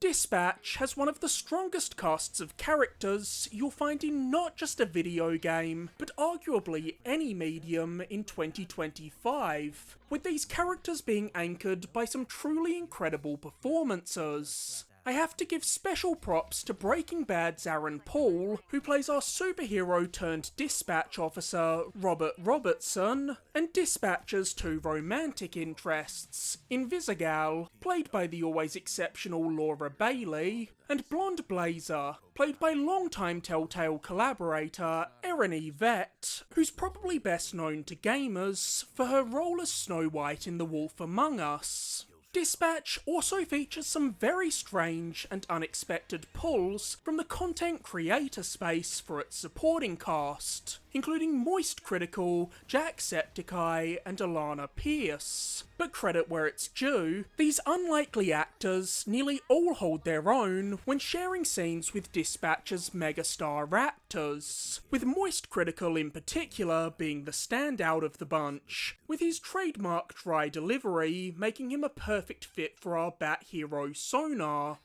I truly grew to love this whole cast of characters, and as a result, I genuinely found myself struggling with the choices presented to me, often finding myself in a state of panic as I stared blankly at the screen, weighing up my options and questioning my instincts as the timer ticked down, which is a feeling an interactive adventure game hasn't given me in many years. Behind all the dick jokes, there's also a surprising amount of heart to be found in Dispatch's story. Can Dispatch's writing be a little corny at times? Sure, but I've read thousands upon thousands of comics, so I've got a pretty high tolerance for corny, and in Dispatch, I found the occasional corniness quite endearing. For me, one of the main reasons Dispatch stands so far above other Telltale-style games is its gameplay sections. In most of these cinematic adventure games, the segments between cutscenes have you slowly wandering around environments, picking out points of interest to look at and interact with to trigger the next story beat. Dispatch doesn't have any sections where you're directly controlling its protagonist like this, instead taking an entirely different approach to gameplay. Dispatch is a game about being a dispatcher who sends different heroes to emergencies that are occurring around the city. So Dispatcher's gameplay puts you in direct control of this, in which you're sitting at your desk at the Superhero Dispatch Network, or SDN, looking at a screen displaying a map of the city with various criminal activities and emergencies popping up all over it. And your job is to look at your roster of heroes and decide who would be the best choice to solve any given crisis at hand. This starts out simple, but slowly reveals more layers of depth as you learn which heroes work well together and can receive buffs when dispatched together, and level up each hero's stats with the points they earn through successfully completing missions. This gameplay loop is surprisingly fun, certainly more so than slowly plodding around picking up notes and opening drawers in a Telltale game. As we get into the final three, we have the Switch 2's first, and arguably so far only must-play exclusive, Donkey Kong Bananza. Bananza was the star of the show at the Switch 2 Direct. From the very first glimpse we saw of Bananza, I thought it looked exceptional, and I only grew more excited when it was confirmed that Bananza was developed by the team behind Super Mario Odyssey, which 8 years on, remains one of the best games in the Switch library. We have been waiting a very long time for a new 3D Donkey Kong game. While the series has long thrived in the side-scroller space, from the classic SNES Donkey Kong Country trilogy to my beloved Donkey Kong Country Tropical Freeze, there's only ever been one earnest attempt at transitioning the series into 3D. N64's Donkey Kong 64, a game that received solid reviews at the time, but has since undergone a massive critical re-evaluation, where it's become known as the black sheep of the Donkey Kong series. And while DK64 isn't without its staunch defenders, many Nintendo fans consider it to be one of Nintendo's biggest first-party blunders of the N64 era, due to DK64's endless backtracking, wonky camera, and notoriously bloated assortment of collectibles, with DK64 having a ludicrous 3,821 collectibles to find if you want to attain 100% completion. But it wasn't a total failure, it did give us the DK rap after all. Fortunately, Nintendo's second swing at a 3D Donkey Kong game has proven much more fruitful, with Donkey Kong Bananza finally giving our favourite tie-wearing ape the 3D adventure he's long deserved, as we follow DK accompanied by a young Pauline as they burrow further and further into the planet in hopes of reaching the centre, where legend says they can get any wish they have granted by the Banandium root that's anchored at the planet's core. Bananza is the purest, most joyful video game experience you could have in 2025.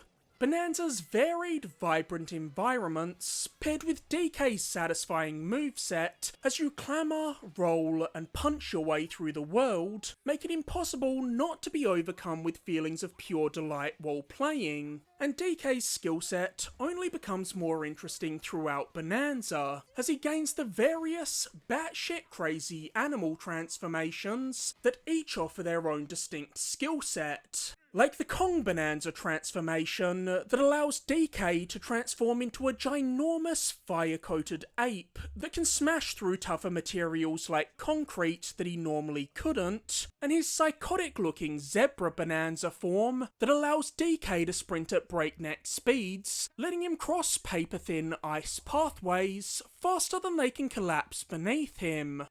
Arguably the most exciting prospect of the Switch 2 is seeing what the minds at Nintendo could do untethered from the hardware limitations of the original Switch. And in the case of Donkey Kong Bananza's team, they've utilised the extra horsepower of the Switch 2 to offer wanton environmental destruction, the likes of which we haven't seen since Red Faction Guerrilla, allowing you to smash your way through nearly every piece of Bananza's stages. But the level design wizardry of Nintendo means you'll never end up trapped or unable to collect a gem, no matter how you go about levelling the environments. Oh, and on the topic of collecting things, don't worry, Nintendo has learnt from the mistakes of the past, and unlike its N64 counterpart, Bananza has just the right amount of collectibles to find, offering 777 Banandium gems to find across Bananza's 19 stages, satisfying that collectathon itch without ever making the collectibles feel like a chore to find. Largely because Bananza is a masterclass in directing the player and keeping them engaged without cluttering the screen with hideous UI elements.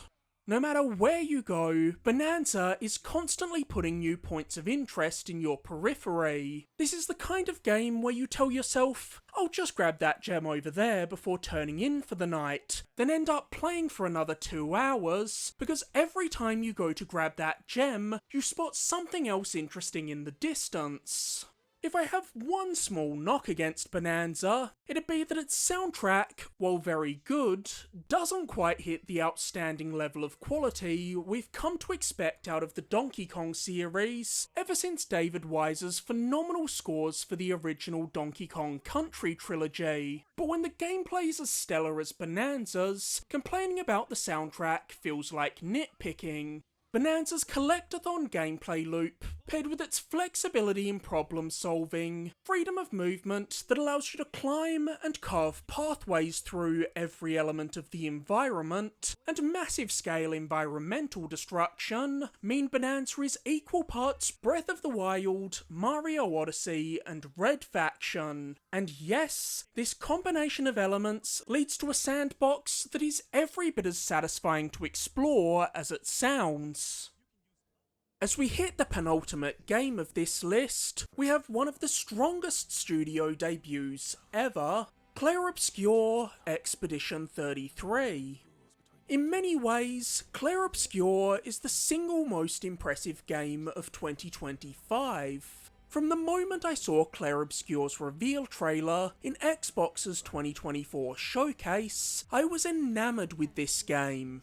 I found myself coming back to this trailer over and over again. From the rip, Expedition 33 looked special, but I also had my expectations firmly tempered, as this was a game coming from a brand new team, so we had no track record to base our expectations on. And let's be realistic, how often does a studio fully knock it out of the park with their first attempt? It's pretty rare for a band's first record to be their best release. They're often still finding their footing, which leads to some rough edges. So while I was excited for Expedition 33, I was expecting it to be a good game with some significant shortcomings. But somehow, this small ragtag team, made up of former Ubisoft employees, a writer found on Reddit, and a musician from SoundCloud, defied all odds to deliver a game that's not just good, but magnificent, with this sorrowful journey easily earning its place as one of the greatest RPGs of this decade. Within just a few hours, you know that Expedition 33 is going to be something special, as Clair Obscur has one of the most original and instantly captivating story hooks I've heard in many, many years. With Clair Obscur following a crew of characters from a city called Lumiere, which is inhabited by the last surviving remnants of humanity. This is because 67 years ago, a being known only as the Paintress appeared on the horizon and started painting a number in the sky on the same day every year. When she paints this number, it triggers what Lumiere's inhabitants call the gommage, where every person of or above the age of the number she writes dies. Every year, she decreases the number by 1, constantly lowering the age of the remaining population, completely altering the world's perception of time and age, with many people alive now never even having seen a person with grey hair. This year, she painted the number 33, meaning that there is now nobody left alive over the age of 32. So rather than waiting quietly for their deaths, each year, Lumiere sends out an expedition of survivors, mostly composed of those due to gommage in the coming year, on a quest to kill the paintress and break the cycle of death once and for all. Though up to this point, all prior expeditions have of course been unsuccessful.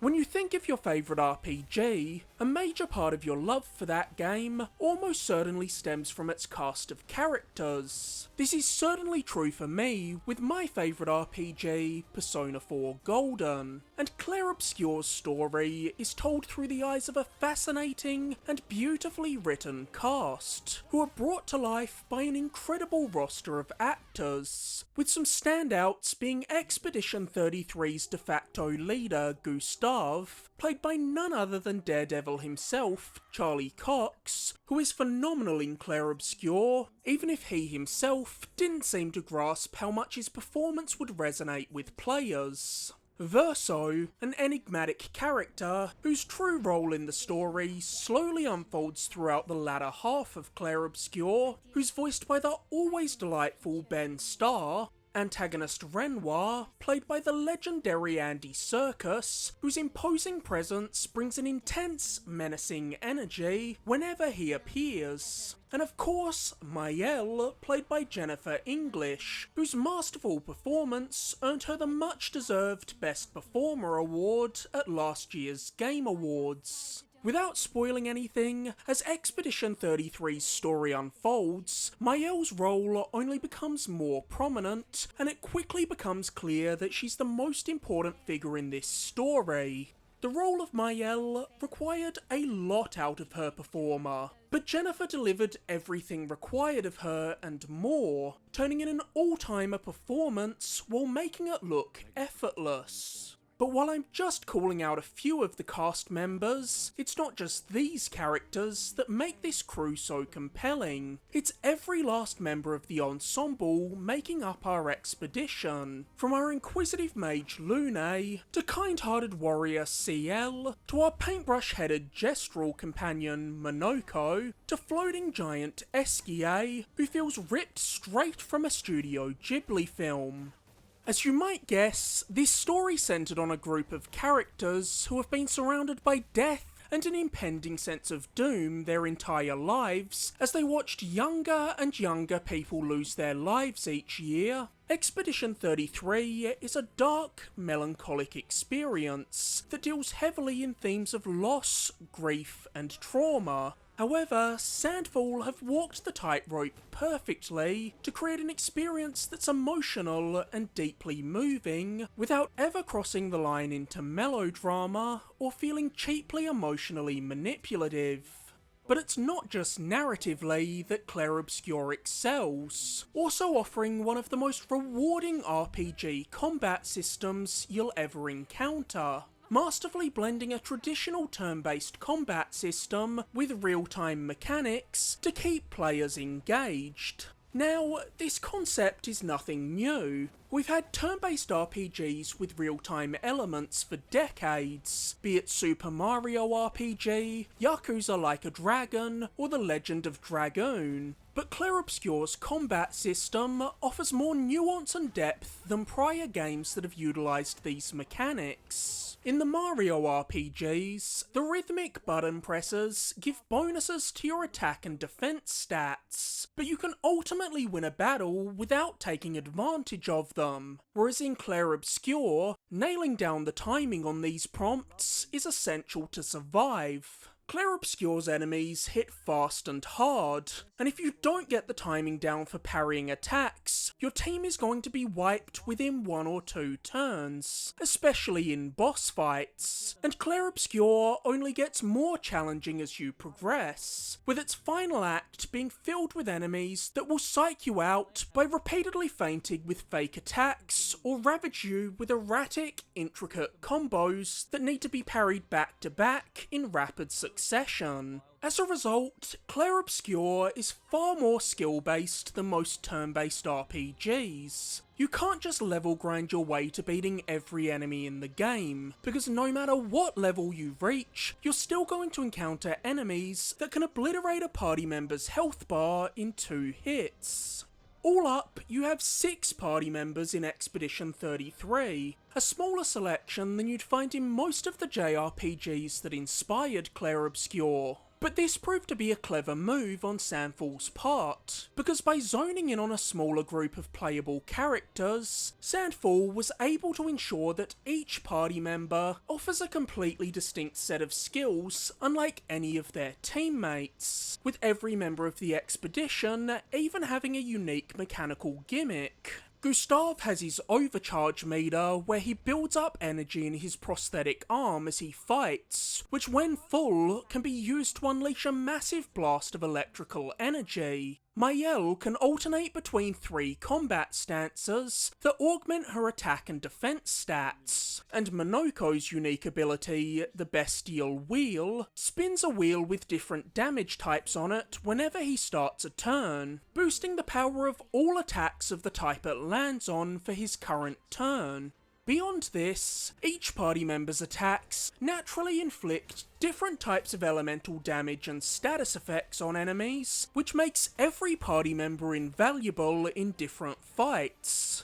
Some have skills that leave enemies burnt, receiving damage over time. Others deal break damage to break opponents' poise and leave them staggered and unable to move on their next turn, while others can mark enemies, with marked enemies receiving 50% more damage from the next attack you land on them.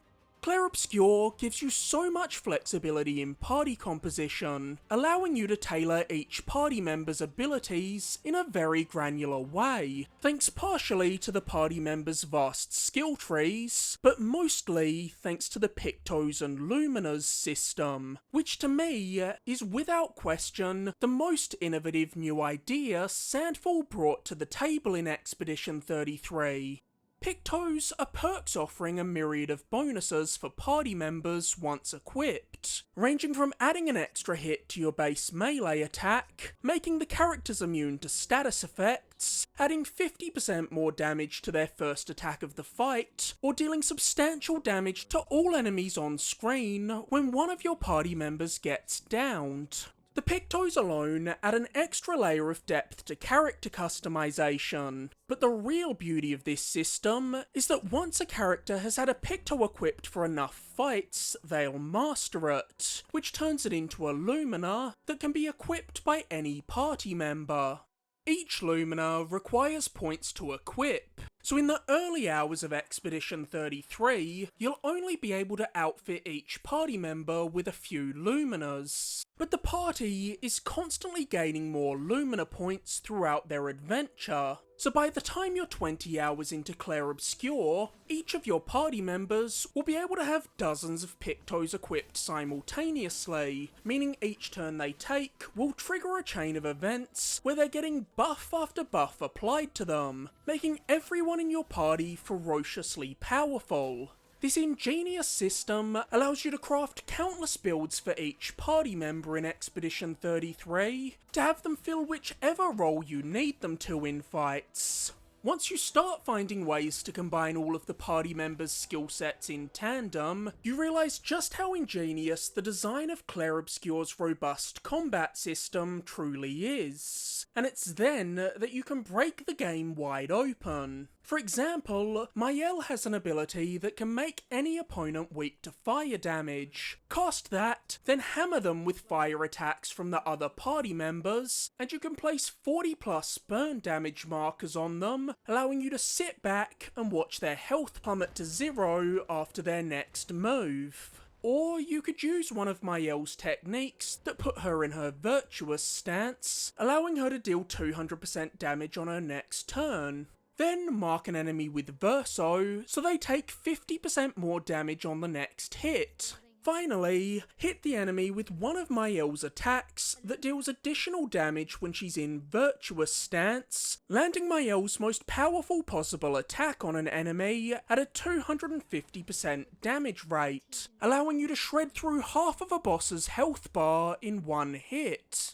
Clair Obscur is also one of 2025's most visually distinct games, being filled with some of the most spectacular and creative environment design in recent memory, with its twisted takes on Parisian-styled cities and vast underwater biomes looking unlike anything I've explored in a game prior. And they stand out all the more due to Sandfall's impeccable use of colour that alternates from bright, vibrant colour palettes to washed out, desaturated environments to match the desolate nature of the story.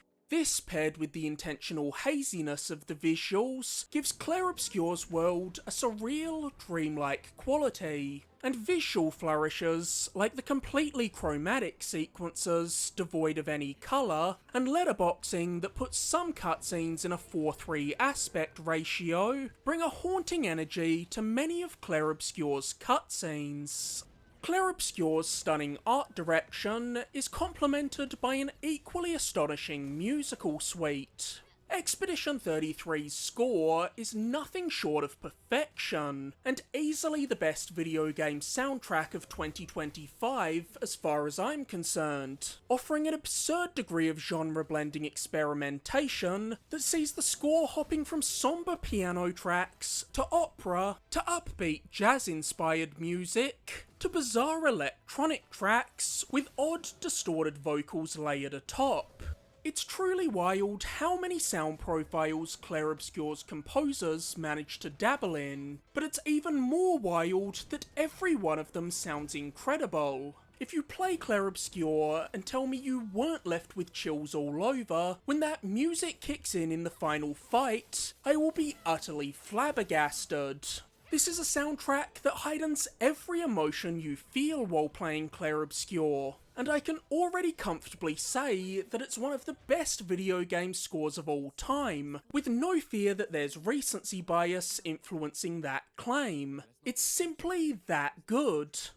Expedition 33 is one of the most impressive studio debuts we've ever seen. As I said in my review for Clair Obscur, this is what we need more of in this industry. Fresh, new ideas, executed well. Sandfall has planted their flag as one of the most promising studios in the RPG space, so I cannot wait to see where future projects take this team. And with Clair Obscur's lore running so deep, it opens up a whole world of untapped potential for future projects. So I think this will be far from the last time we see this universe explored. So that only leaves us with one game to go, and I know what some of you might be thinking. How the hell is Clair Obscur not your number one? It was practically everyone else's. But for me personally, there was one game that eclipsed even Expedition 33, and has not left my mind since I finished it. I did warn you that there were some potentially hot takes on this list. So finally, we arrive at number 1, my game of the year for 2025, Death Stranding 2 on the Beach. The Death Stranding games have proven to be the most contentious works of Kojima's storied career, and if you told me you hated them and were bored to tears while playing them, I would understand. But if Death Stranding does click for you, you're in for one of the most unique and oddly cathartic gaming experiences you'll ever have. To me, Hideo Kojima is one of the greatest visionaries to ever grace the games industry. A truly one-of-a-kind mind with the ability to take huge creative swings that lean into the absurd, with no concern about his wild ideas being perceived as too silly or outlandish. All with the backing and budgets of some of the biggest publishers in the world behind him, allowing Kojima to craft games no other developer could. And as a result, Kojima has been the figurehead behind some of the most memorable video game experiences ever made.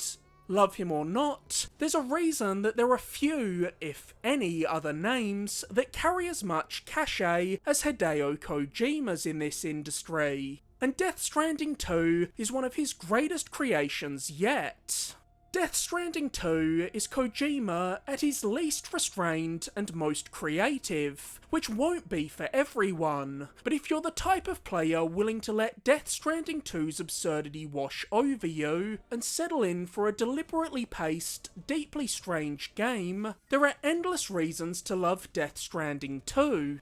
Initially, I wasn't sure how to feel about the idea of a Death Stranding 2. Not because I didn't like the highly polarising original, but because I felt like that first game told such a complete, satisfying story, and I was happy with where we'd left those characters at the end of DS1. So I just didn't feel like Death Stranding was a game that needed a sequel. But boy did Kojima and co prove me wrong, delivering a remarkable sequel that fully delivers on the ideas of the original, surpassing its predecessor in nearly every conceivable way, injecting a healthy dose of Metal Gear DNA this time around.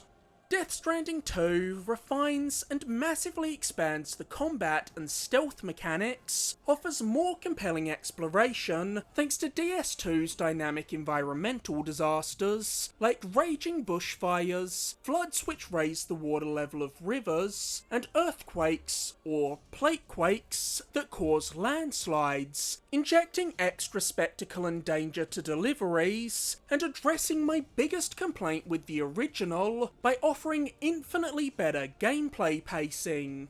While the original Death Stranding takes place within a fallen USA, its sequel expands the scope of this world by taking Sam and company out of North America and to another continent, my homeland of Australia. Being an Australian, I was highly intrigued by Kojima's decision to set Death Stranding 2 in Australia, and couldn't wait to see what his dystopian interpretation of Australia looked like. I also thought it was pretty awesome that Sam's journey across Australia starts in my literal home of WA, as it's not really a place you see in entertainment very often, and I'd be lying if I said there wasn't a novelty to seeing these little bits of uniquely Australian iconography in a game. As I brought up in my review, I found it pretty surreal seeing certain Aussie wildlife in DS2. In particular, the cutscene early on that introduces us to newcomer Rainey caught my attention immediately, as it features several rainbow lorikeets. I see these birds in the trees around my house on a near daily basis, but I've certainly never seen them in a video game before. I guess this is a small taste of what it must feel like for people who live in a place like New York, which is used as the setting for every other movie, when they see landmarks they pass day to day pop up on screen. Even if outside of the wildlife, this isn't a particularly recognisable rendition of Australia. Kojima Productions plays it pretty fast and loose with the layout and topography of their map of Australia.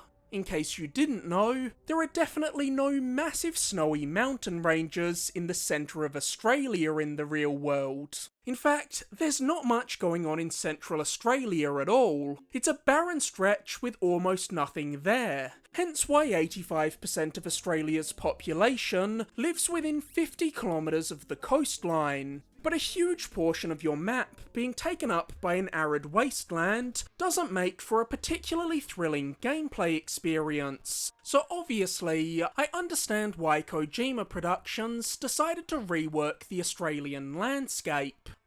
I loved the first Death Stranding for its emotionally rich story, wacky yet deeply endearing cast of characters, and bizarre but thoroughly developed sci-fi world that introduced us to concepts like timefall rain, BB pods, and BTs that were all such out there concepts that had been so thoughtfully crafted, and Death Stranding 2 is no different. From the jump, Death Stranding 2 establishes a myriad of interesting plot threads. Who is this mysterious drawbridge company that's hired Sam to reconnect Australia? Why do they want to reconnect Australia? What is the deal with those mysterious, cult-like figures clad in red hoods marching through the desert by the hundreds that Sam encounters at the start of the game? And spoilers for the original Death Stranding, how the fuck is Higgs back after Fragile left him stranded on the beach at the end of the first game?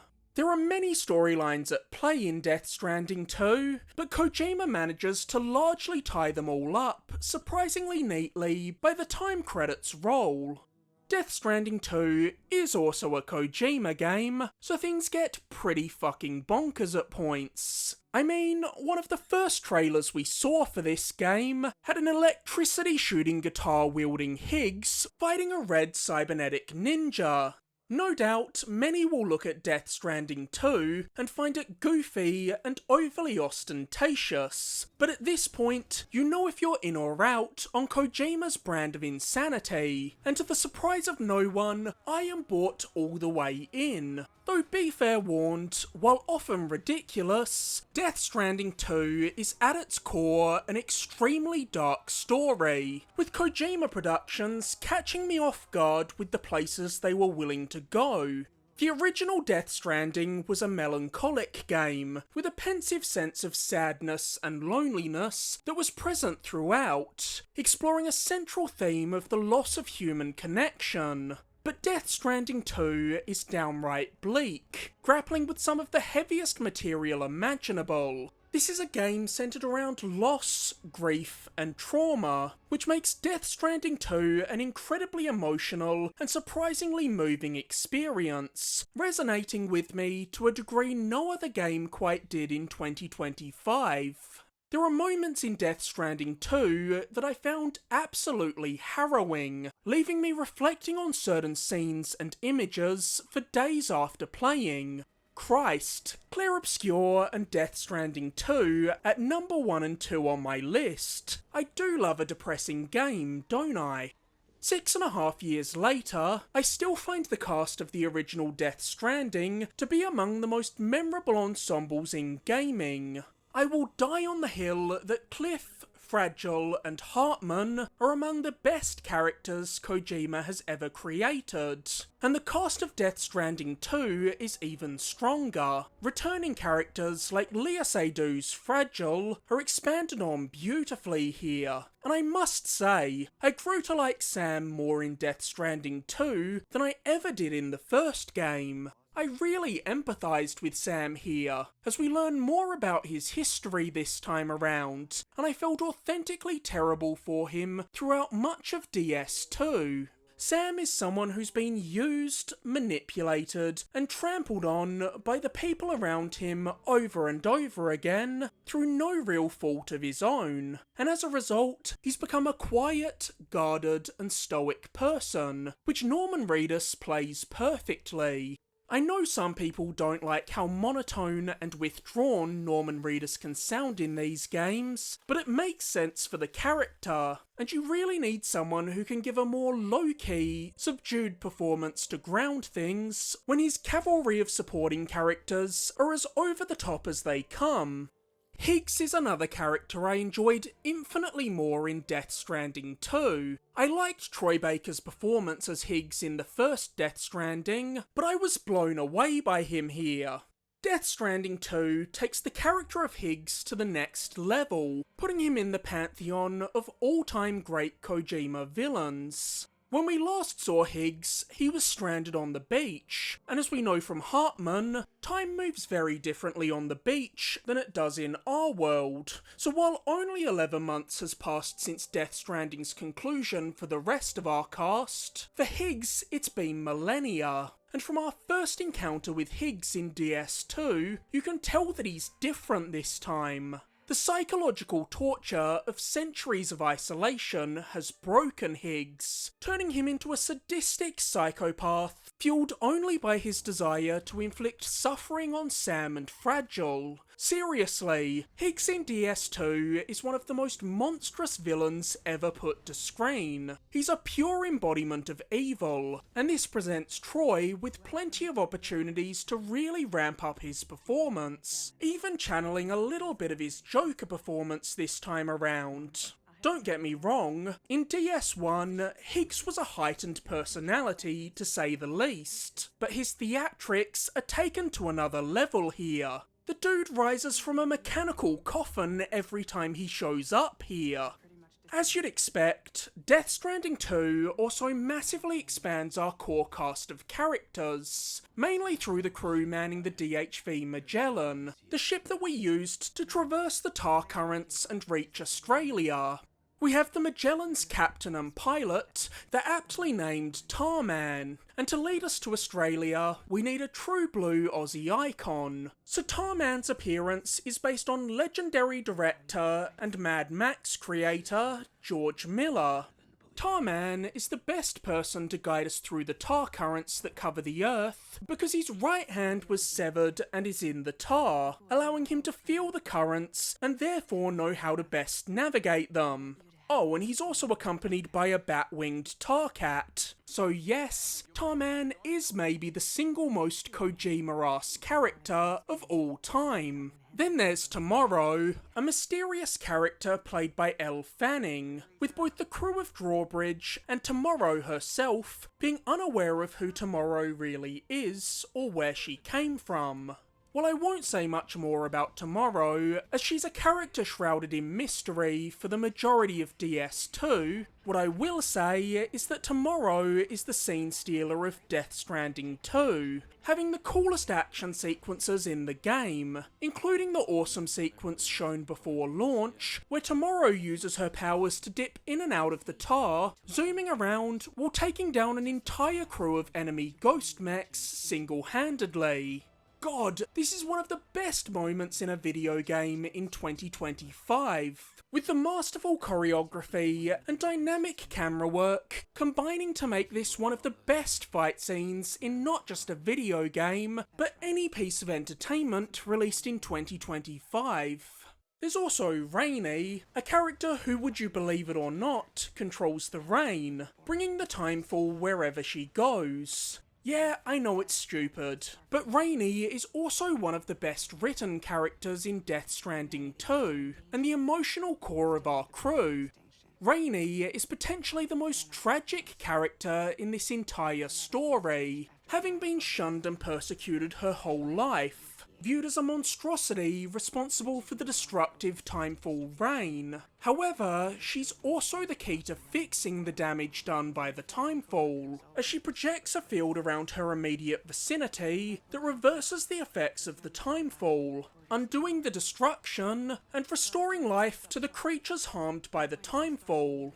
As if her very existence isn't cruel enough, the pregnant Rainy is also afflicted with a condition known as still baby syndrome, meaning that due to the chaos occurring in Death Stranding's world, her pregnancy is stuck at 8 months, with her baby alive and well, but no longer growing, meaning she's forced to carry this child indefinitely, as any attempt to remove an infant in this state leads to their death.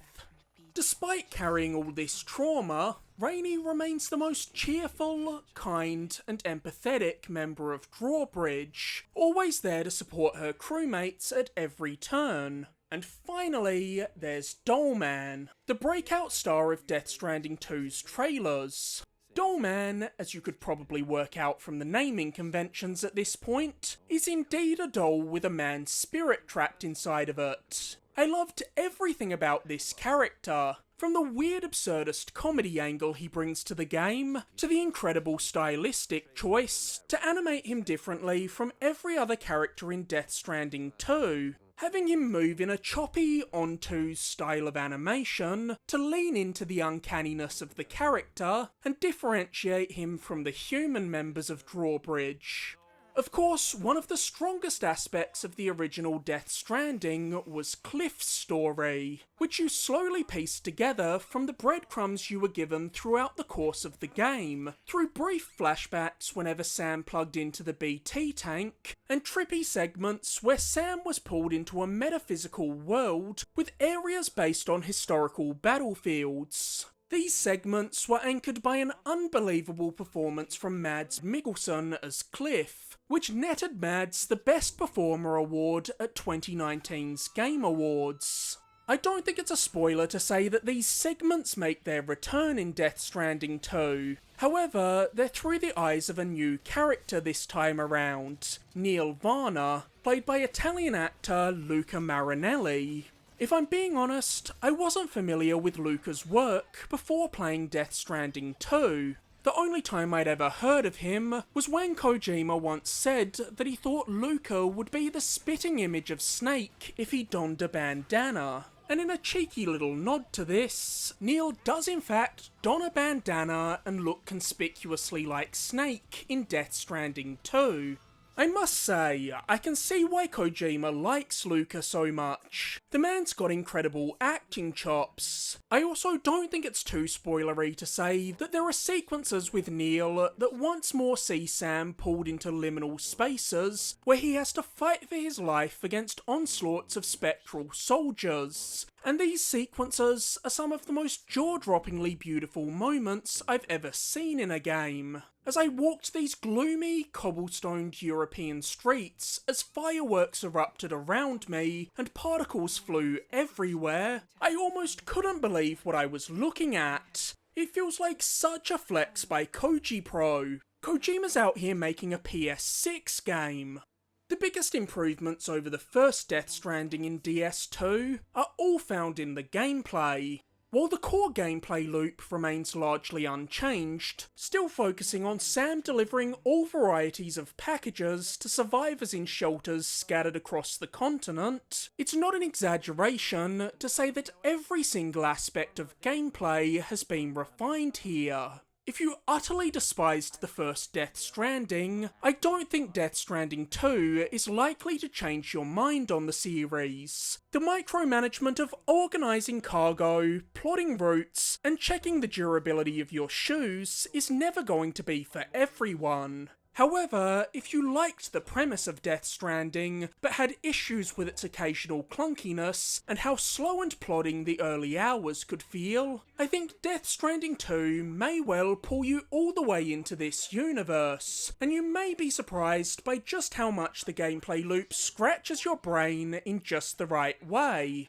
It's clear immediately that Death Stranding 2 is substantially better paced than its predecessor. Death Stranding really made you work for the gear and upgrades to make deliveries easier, making your early hours in its world a treacherous and grueling experience. But Death Stranding 2 doles gear out much faster than the first game, giving you access to vehicles, cargo carriers, and support skeletons that allow you to carry heavier loads of cargo, move faster, and automatically stabilise yourself in harsh terrain very early on, allowing you to get into the rhythm of gameplay much quicker this time around, and erasing the first game's steep learning curve. And as you progress, you're given so many nice quality of life upgrades in DS2, like the grabbers that can be equipped on vehicles to automatically shoot out and pick up any lost cargo you come across without having to stop, hop out of the truck, pick up the cargo and put it in the back, like you did in the first game. Similarly, the construction aspect has been made more frictionless here. In DS1, creating infrastructure like the highways that cut out the dangerous treks and made getting around the world easier was a slow, grindy process. But in DS2, the addition of mining sites across the map that can be set up to automatically farm resources significantly cuts down on the time spent grinding for resources, which is good news because there's even more to build in Death Stranding 2 than in the first game. Roads aren't even the easiest way to get around in DS2, as Death Stranding 2 introduces a more convenient way of shifting heavy cargo across its map through its spectacular monorail system that allows you to build a massive monorail network around the outskirts of the entirety of Australia, letting you transport heavy and bulky materials from one base to another in a matter of seconds. You can even hop aboard the monorail yourself and soak in the beautiful views. Once more, you're not on your own when it comes to building all this architecture, because just like the first game, what makes Death Stranding 2 so special is the communal experience at the heart of it. Throughout Death Stranding 2's map, you'll find stretches of roads, vehicles, structures, and shelters built by other players. When you're riding through the desert and are struck with the realization, I don't have enough battery to make it to the next major point on the map, only to spot a generator built by another player that charges up your vehicle and get you out of the bind you were about to be stuck in, there's no other feeling quite like it. Especially knowing that something you've built has likely done the same for someone else. There's no other experience remotely like Death Stranding, a completely single-player game where your connection to other players online remains a pivotal part of the experience. The biggest drawback to the first Death Stranding was its underbaked combat and stealth mechanics, and these are the areas that have seen the most drastic improvement in DS2, with the melee, gunplay, and stealth all being infinitely more robust and fleshed out this time around. Though it was crucial Kojima Productions nailed down the combat here, as Death Stranding 2 is far more action-centric than the original game. Death Stranding 2 has a ton of Metal Gear Solid 5 DNA contained within it, and I was shocked by just how much I enjoyed the enemy encounters here. Like the Phantom Pain, Death Stranding 2 regularly has you infiltrating enemy strongholds, giving you the freedom to approach enemy encounters any way you'd like. Whether that's creeping through the camps, slowly choking out enemies one by one, finding a vantage point outside of the camp, and picking off every enemy with a sniper rifle before ever setting foot inside it, or running in guns blazing, lobbing grenades, and mowing down every last enemy with an assault rifle. You can even equip a pair of power gloves and just beat the shit out of everyone with your hands. Anyone who ever tries to call Death Stranding 2 a walking simulator is either totally disingenuous or downright stupid. Death Stranding 2 is a triumphant career highlight for Kojima, with exceptional gameplay that leans into the strengths of the original while refining its shortcomings, a grandiose and wonderfully ludicrous story that had me hooked from start to finish, and an extraordinary cast of characters that I was more deeply invested in than any other game I played in 2025. Death Stranding 2 exemplifies everything I'm looking for in a video game, and it's for that reason that Death Stranding 2 on the Beach is my favourite game of 2025. So there you have it, my top 25 games of 2025. I always love making these videos, both because I like taking one more opportunity to celebrate the cream of the crop and give these developers their flowers one last time, and because it's always cathartic to dive back through everything I played in a year and reflect on it before cleaning the slate and starting fresh again in the new year. Now, before I sign off, I do once more want to apologise for the delay in getting this video up, but I'm grateful for anyone checking it out now, and my next video should be just around the corner. As always, thank you so much for watching. Till next time, be well guys.